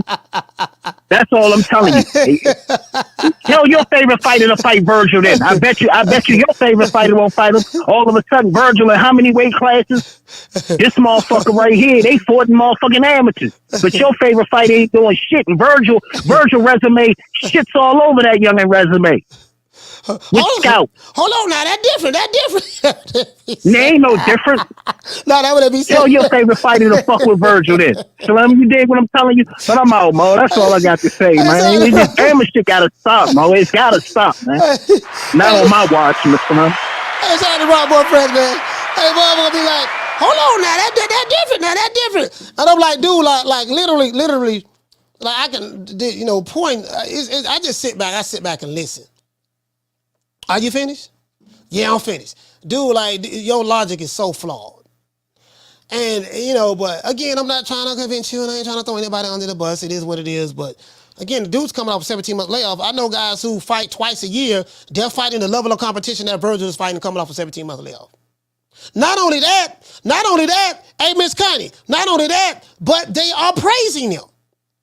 Well, did you see what he did to Mojo Jojo? Yeah, he fought Mojo Jojo. I'm just saying, though, okay, man, Vergil Ortiz fighting doggone Bubbles from the Powerpuff Girls. Man, I want to see him at least fight Vegeta. Why he ain't fight Vegeta? Okay, he's not fighting Vegeta, but, he's coming off of a 17-month layoff in the new weight division. Yeah, but he's supposed to be in there with Vegeta. He's supposed to be in there with Ultra Instinct Goku. That's what he's supposed to be in there coming off a 17-month layoff in the new weight division. Okay, do you require that of your fighter that you captain for? No, that's different. True. You can't make this shit up. It's different now. Come fucking with me, you gonna get knocked the fuck out. I'm a knockout artist, baby. I'm dead. You can't make this shit up. About you. And ever since that first night, it seems like I've been going crazy about you. Mint green chrome in the butt, burnt orange 550. Say the pinky ring pimp, give love pussy. Seafood, big pool, make your girl look. Backwoods, big grill, watch the chef cook. Talk slow, big smoke in the moonlight. Knock your doors down, shout it till your mind right. East Point, Fulton County, where a nigga from. Got love. Doggone, when Jamal Charlo came back, he fought one-leg Jose Benavidez. Jamal Charlo haven't fought in over 2 years. They didn't throw him in there with doggone David Benavidez. They didn't throw him in there with Caleb Plant. Look here, dog, this we gonna do, dog. We got somebody for you, dog. You ain't fought since 1979. We finna throw you in there. We finna throw you in there with Godzilla. They put him in there with Godzuki. They didn't put Jamal Charlo in there with doggone, yeah, man, we got Canelo waiting in the cut for you, dog. What's happening? Even though Canelo just fought, but you get what I'm saying, though. They didn't throw him in there with doggone the top fighters in there. They put him in there with one-leg baby Jose Benavidez. With nobody, now I was complaining. I was like, man, this man fight one-leg Benavidez, man. I said, man, Jamal Charlo gonna run through Benavidez. I was wrong about that. He didn't run through him. He beat him. But you get what I'm saying? The man ain't fought since 79. He ain't fought since 79, so that's understandable. That's understandable. Put him in there with one-leg Benavidez. Al Heyman would have been wrong if he would have said, hey, look here, man, I got Caleb Plant waiting over here in the cut. Caleb Plant said he want all the smoke. What's happening? Caleb Plant known for slapping niggas, knocking niggas out. That's what he do now. I'm just saying, I ain't, True. Yeah. Caleb, now that would have been a tough out for Jamal Charlo if Al Heyman would have threw him in there with Caleb Plant. Now I ain't gonna put you in there with Caleb, dog. Caleb 2-0. Caleb 2-0 against black fighters. He 2-0. He knocked out Darrell, and he slapped the taste out your mouth. True. He 2-0 right now. He 2-0 right now. So if I put you in there with him, he gonna be 3-0. So you get what I'm saying? So we got one leg of Jose Benavidez, dog. We got whole head cheese over there. We got Pork Chop Willie. We got Shawty Big Nuts. You know what I mean? We got Pork Chop Willie, Shawty Big Nuts. We got Chico Stick. You know what I mean? We got Buttercup from the Powerpuff Girls. Buttercup is there. Who else we got? We got doggone Mr. Snuffleupagus from Sesame Street. Who else we got? We got the Care Bears over here. We got the Care Bears. You want to fight anybody with the Care Bears? Okay, well, we got Rainbow Bright. We got Rainbow Bright over here. Y'all remember Rainbow Bright? Yeah, we got Rainbow Bright over here. Look at me. We got Penny from Inspector Gadget. You get what I'm saying? We got doggone. We got Tom and Jerry over there too. You get what I'm saying? We got a whole bunch of other fighters you can fight. We ain't gonna throw you in there with no killer yet. You get what I'm saying? Like, come on, man. Get a young man a shot. That's all. True.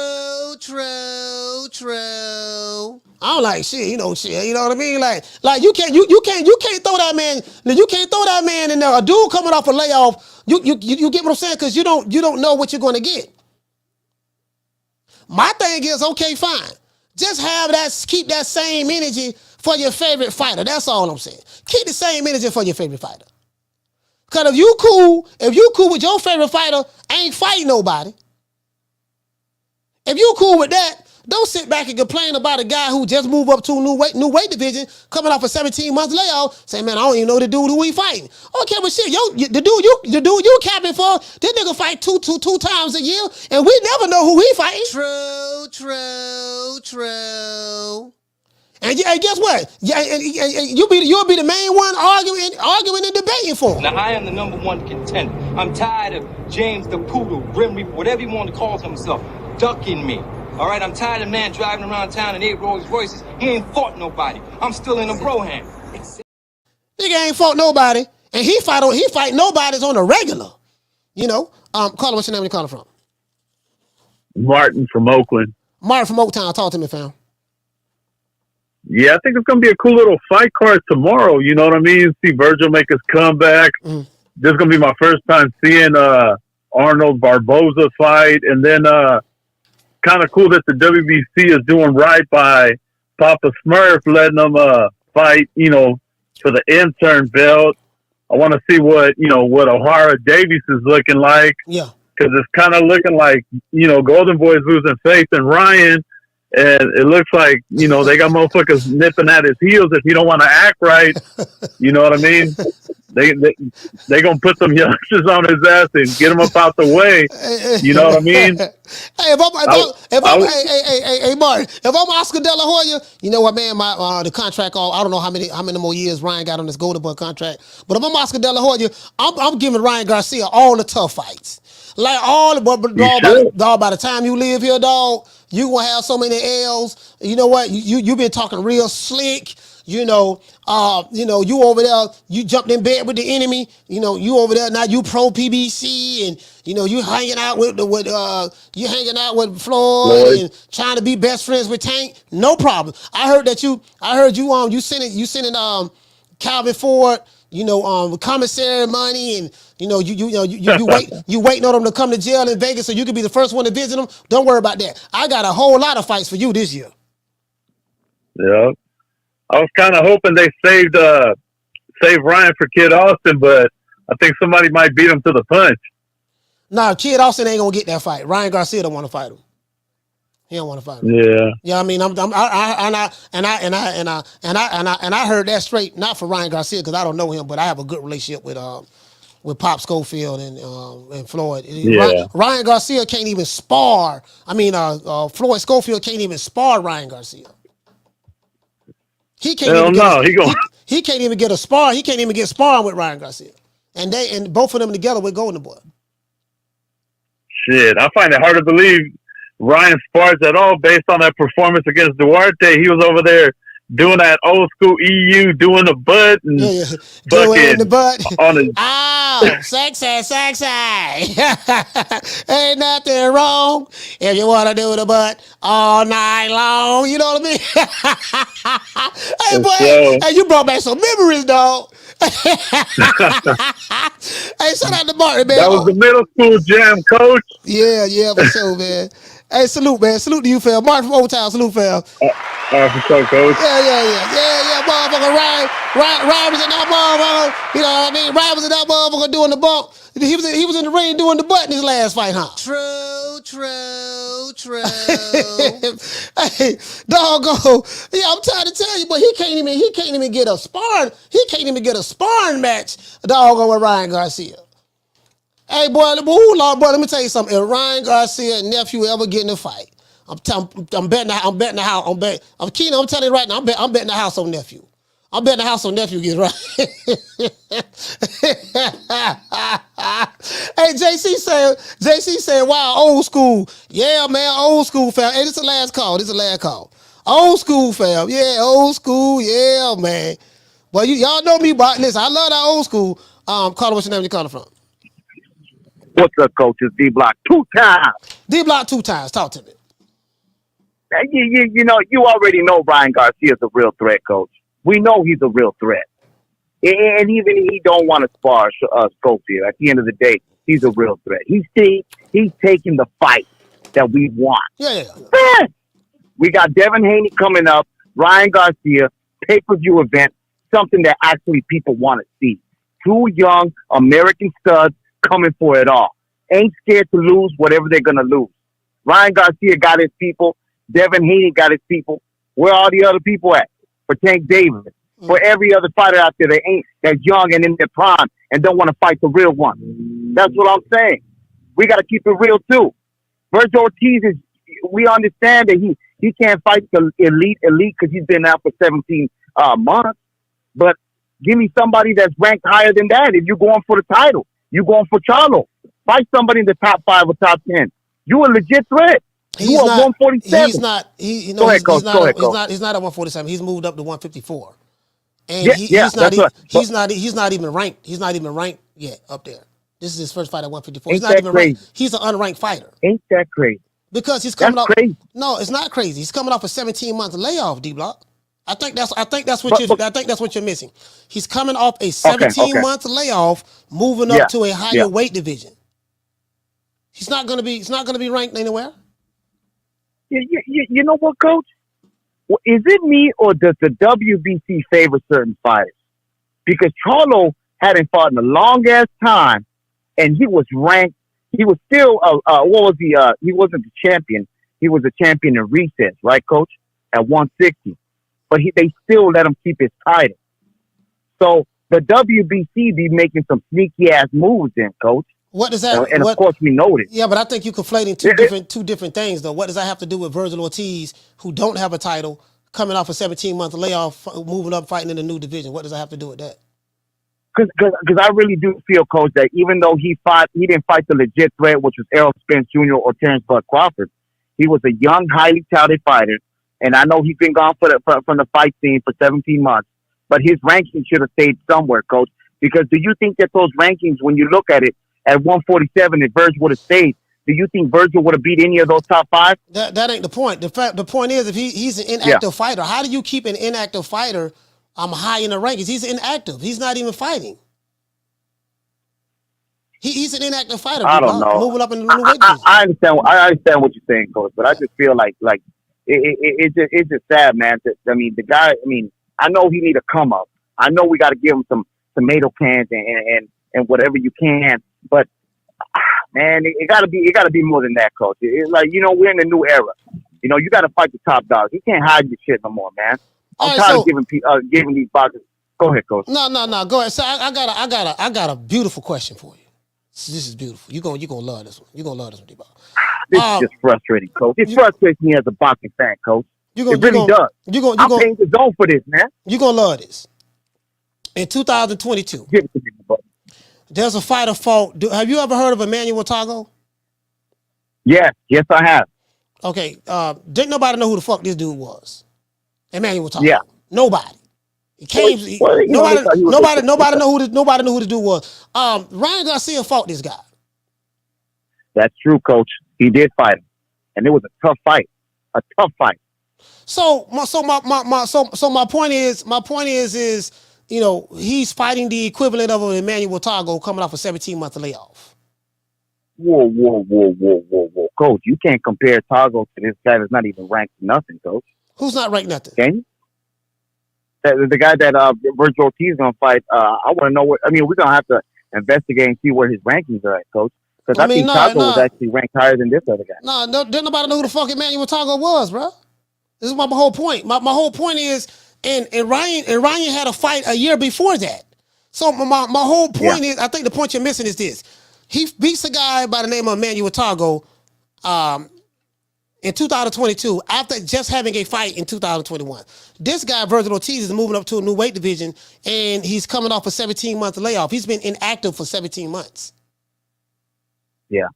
So we can't pretend that Emmanuel Tago was a superstar. Everybody knew who he was. You know what I mean? Because it's Ryan Garcia. Man, you're right, Coach. That's what I'm saying. Yeah. Hey, man, I got to give it up to you, man. That's why you're the master and I'm the pupil, Coach. I ain't gonna lie about that, man. You come with good senses, man. I guess it's just me as a boxing fan. I paid the zone. I want to see some tough ass competition. I don't want to see some trash can coming to fight with Vergil Ortiz that we know. And in this fight, we know that Vergil Ortiz is going to look good in this fight, Coach. Fact. We know this. He's coming off a 17-month layoff. We don't know. Yeah. We don't know. I mean, I'm picking him to win, but we don't know. He's coming off a 17-month layoff, fam. Like, inactivity. Like, look at the fighters. Yeah. I'm not saying Vergil Ortiz is going to lose. I'm not saying that at all. But just look at the fighters who didn't look good coming off a long layoff. Deontay Wilder. His fans are saying, "Oh man, he coming off a long layoff. You know, he didn't look good against Joseph Parker because of the long layoff." Doggone, cool boy Steph fought doggone a New Way the Monster. They were talking all that trash. As soon as he lose, man, he didn't look. Cool boy Steph said, "Man, I came off a long layoff. I wasn't sharp as I wanted to be." Errol Spence, you know, he loses the he loses to Terrence Crawford. Yeah. The best thing Terrence Crawford did in 2021 was take a fight with doggone David Avenesian. Because he had a fight December 2021 and then 2022. Sorry about that, 2022, and then he beat doggone Errol Spence 7 months later in 2023. Errol Spence was coming off a 16, 17 month layoff. So now they're like, man, he ain't fought in a while. I mean, y'all are saying that after the fact. I'm not saying you, but they said that after the fact. So inactivity really does matter. Like, again, this guy, Vergil Ortiz, is not ranked. He's been inactive for 17 months. He's coming off of a sickness and injury. Yeah. You get what I'm saying? So, you know, throw him, put him in there with this guy, see what he looks like, and then you step him up the next fight. And then by the end of the year, he have a championship fight. That's all I'm saying, fam. That's all. I'm gonna let it go like this. Thank you, Coach. I'm sorry for filibustering. I appreciate you for giving me the knowledge that I need in my life in boxing. I mean, I didn't even know he was ranked. I want to tell Coach. You remember Hamed and Barrera? The same shit happened to Barrera, Coach. They thought because Hamed was inactive. D-Block, D-Town, D-City, D-Deal. Shout out D-Block.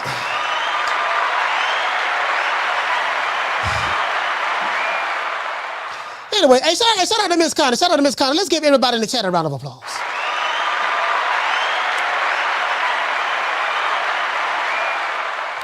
You get what I'm saying? Like, shout out to Jose. What'd you say, fam? You say AJ. I already read that. Talking about AJ and Ngannou. Yeah, I heard that. So I heard that fight is a done deal. You know, it is what it is. I mean, that's an exhibition match to me. I'm gonna tell you the same thing I said when Tyson Fury fought Ngannou. I say if Ngannou don't stand a snowball chance in hell, this is an exhibition match. This is an MMA fighter who is 0-1 as a professional, and now he's fighting Anthony Joshua, you get what I'm saying? So it's like Anthony Joshua having his first fight or second fight in the UFC. This is a celebrity boxing match or exhibition match in my mind. Ngannou looked real good against Tyson Fury. The fact still remains the same. The guy had a 0-0 record prior to stepping in the ring with Tyson Fury. Now he's 0-1. So, come on, man. You get what I'm saying? So that's all. This is just a money grab. That's all it is. Shout out to my brother Rob Boy Fresh. Hey, okay. Dropping that quarter of a bam dub on your boy. Hey, Leroy. Super chat received. Playtime's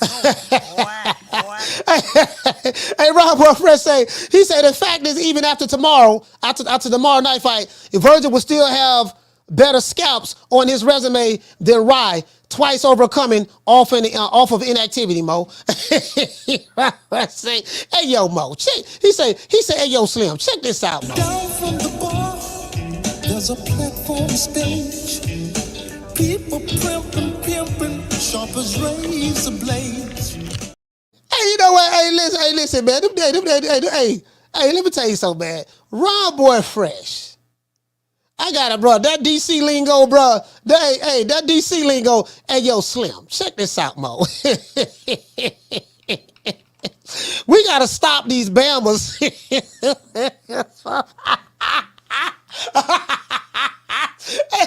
Say so, boy. Hey, bro. I can hear the disgust in Rob Boy Fresh's voice when he called the show. Down from the bar, there's a platform stage. People pimping, sharp as razor blades. Hey, when Rob Boy called the show, I immediately think about the disgust that was in Sho'nuff's voice when he stepped to Bruce Leroy in the movie theater. I am sick of hearing these bullshit Superman stories about the Wassa legendary Bruce Leroy catching bullets with his teeth. Catches bullets with his teeth? Nigga, please. He said, I am sick. You can just hear the disgust in his voice. Man, who this little young whippersnapper running all up into my combo? Look at you. You're all wet behind your ears. Breath smelling like Similac. Man, you better go on home before you get your little thick ass tossed up. Hey, but look at you. I want to thank the whole hood who came out here. I love y'all. I did this for the hood. Y'all know I beat that boy. Well, hey, that shit right there. Boy be like, man, Rob Boy, see, Rob Boy is the problem. See, Rob Boy be hurting the game in boxing. See, we got to run people like Rob Boy off the block. They say Rob Boy is hurting the group when it comes to boxing. Hurting the group? I'm the best thing ever happened to this damn group. Nobody's bigger than the group. Y'all ain't stupid. I'm the one selling the records. They coming to see me. They coming to see the Temptations. Ain't nobody coming to see you, Otis. Niggas be put there. Niggas be... Hey, this is the thing that get me too, right? Like, I ain't got no problem with you criticizing a fighter. But just like the commandments we have, you don't criticize a fighter for cherry picking in one breath. Accuse the fighter of cherry picking, criticize the fighter for cherry picking or whatever, when you totally ignoring the fact that the fighter that you capping for is doing the doggone cherry picking. True. You get what I'm saying? Like, dude, literally, your fighter for Mojo Jojo, Bubbles from the Powerpuff Girls, Krillin from Dragon Ball Z, Mr. Snuffleupagus from doggone Sesame Street, Winnie the Pooh, he fought doggone Winnie the Pooh, he fought Puss in Boots' cousin. Y'all remember Puss in Boots? Like, literally, this dude ain't fighting nobody. Now, I run every kind of bitch, every kind of place, and I know one thing. When it comes down on you, you either collectivize or you run like a solitary rat. And then when you point out the double standard, like, dude, what you said didn't make no sense. I'm gonna tell you why. When you point it out, they go to niggasplain. We must internalize the flatulation of the matter by transmitting the effervescence of the Indonesian proximity in order to further segregate, to preclude on the issue of world domination would only circumcise the revelation that reflects the aphrodisiac symptoms which now perpetrates the Jericho's activation. Now, again, I don't want to throw anybody under the bus, but that's what I heard, though. Like, okay, I get it. My brother D-Block, you want the man to fight a top 5 guy coming off a layoff. I ain't got no problem with that. Okay, when you, what's up with you and Rick? We must internalize the flashulation of the matter in order to transmit the effervescence of the Indonesian proximity in order to segregate. You know what I mean? Oh, okay. What's up with you and Rick? But when you are put in a certain position, he should be he's able to, like me. When I was in a position, I can pick and choose who I want to, because I earned that right. And you get what I'm saying?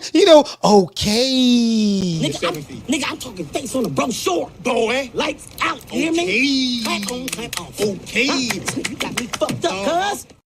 Hey, it sounds like Booger Ray. Okay, I get it. I'm 100% with you. Hey, but what's up with your boy? What's up with the dude that you capping for? When is he gonna do something now? Because the same thing that you said you want to see this dude do coming off a layoff. What about your boy who you been capping for? And who's the next big star under Mayweather Promotions? Ooh, we have quite a few young guns, as I say, and I don't want to leave any names out, but we have a great roster of young talent, and we've been very selective about what we're doing, again, because when you have, an abundance of fighters, it's hard to kind of focus on.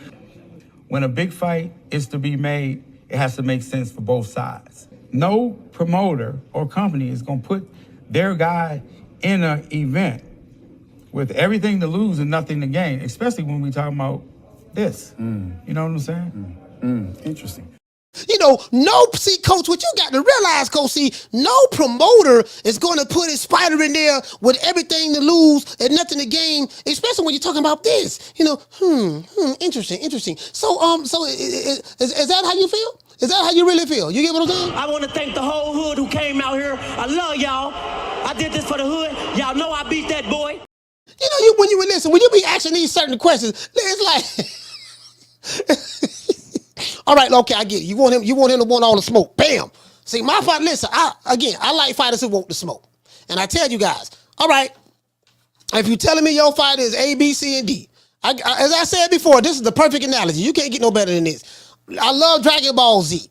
I done seen Goku and Vegeta fight plenty times. I seen Goku fought Jiren. I seen Goku fight Lord Beerus. All this stuff, right? Because if you telling me your fighter is Jiren or he's, Ultra Instinct Goku or he's a Death Angel or whatever. If he's Wiz or whatever the case may be, I see Godzilla. I saw Godzilla and King Kong fight each other. You telling me your fighter Godzilla, King Kong with all the smoke over here. You telling me your fighter King Kong, Godzilla right here. If I go to hear you talking about, oh man, my fighter King Kong, but Godzilla, he weighing too much, and Godzilla, he swimming in the ocean, and King Kong, we on a throne. I said, yeah, but when King Kong was fighting Mojo Jojo Bubbles and Krillin and Bumblebee, you ain't say none of this stuff. But when it come to your guy who's an active fighter, he steady fighting Papa Smurf, Azrael, Garfield, the Care Bears, Rainbow Bright. He's fighting doggone Winnie the Pooh. He's fighting Charlie Brown. Like literally, you be all on YouTube arguing and stuff. And I'm like, dude, man, how come your man don't want no smoke? Me, the fans, we feeling like you not getting the best fights you supposed to. But we know Tank can fight anybody. Why is that? For me, we want to see you fight Lomachenko. We want to see you fight Devin Haney, Teofimo Lopez, motherfucking all the top who they say is the 4 horsemen and they anywhere around your weight class. We want to see it happen. When we gonna see it happen? I'm not sure. I ain't got that's nothing to do. That was real shit. That's some real shit. I don't know. That's like. How many times you don't went in there and said, I want these niggas, man? To be honest, I ain't never said it.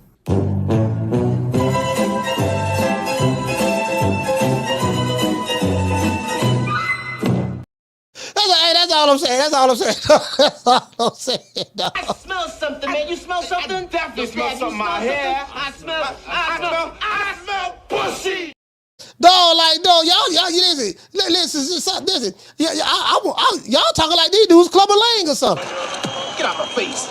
Don't need nothing you got no more. Don't need no hair been messing up my corner. And you better get that bad look off your face before I knock it off. Shout out to Vergil Ortiz, man. The man coming back, man. It is what it is. And by the end of the year, we're going to see who we fighting. And though it's time, it's going to be off. I'm picking Vergil probably by TKO stoppage or something of that sort. Nigga, when my name come up, respect it. Let's go. Stop playing with my fucking name. All 3 of y'all, stop playing with my name. I ain't going to say it no more. Put some respect on my name. Hey, man, look here, man. I agree with you. I want to see Coach. He's coming off a 17-month layoff. I want to see him fight a top 5 guy. He should be fighting Jamel Charlo, any of those guys. When we going to see him fight the top 5 guy? I told him, okay, you're right about that. Okay, yeah, hey, what's up with that fade with Rick, though? I plead the fifth. 5, 1, 2, 3, 4, 5. Anything you say, 5. Go ahead, ask me a question. Did you? 5. Oh, all right. I get it. Yep, that's right. I'm running things. Cream corn. That's why they call me that. Smooth. I got more measure for your pleasure. Stick with me, baby. I'll have you farting through silk. And let a nigga mess with me. I'll jump on him. All 93 pounds of pure dynamite. Oh! That's all I'm saying, man. Hey, look here, man. And shout out to Richards and Hitchens. Richards and Hitchens, I totally disagree with you, what you said on the Boxing Boys, brother. It ain't the fact that I disagree with you. It was just the amount of vigor that you was proving your point. It sounded more like witness protection talk than anything for someone that's a good friend of yours. Hey, yeah. Ooh, that look good.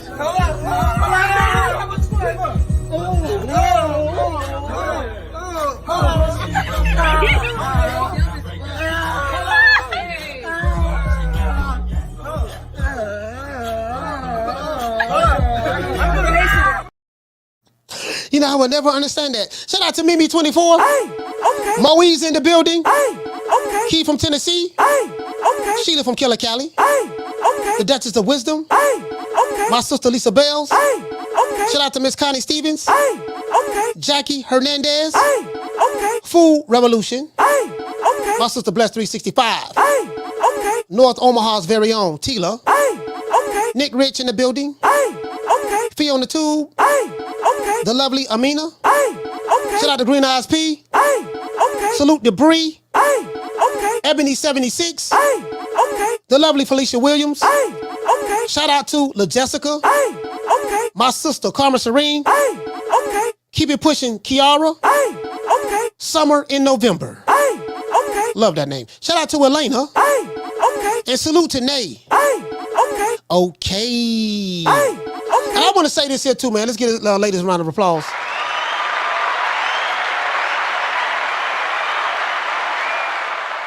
And I want to say this to all of the fellas out there, fellas, ladies, whatever. Never take another man's emotions into consideration when it come down when it's time to make decisions. When you're making decisions, especially business decisions, I tell a guy time and time again, dude, your feelings are never a part of the equation when I'm making a decision. When you're making business decisions, you're making things happen and stuff like that, your feelings are never a part of the equation. And, I ain't sitting back, okay, wait a minute now, I want to do this now. Well, I got to take this dude's feelings into consideration because they were kind of mad at me on YouTube or they were mad at me on Instagram and on Twitter. They were mad at me on Twitter and that tweet did get retweeted 100 times now. It did get a lot of retweets and stuff like that. I'm telling you what it is. Like, I've never take, you get what I'm saying? Like, especially this day and time, these dudes is so doggone emotional. And emotion is a natural trait human beings have. Men do have the X and the Y chromosome. That is true. We have the X and the Y, but it has to be a balance. And my problem is there's just too much of an imbalance. It is what it is, man. We're going to make it do what it do. Salute to everybody, man, that's in the chat. Shout out to the Tenderonis.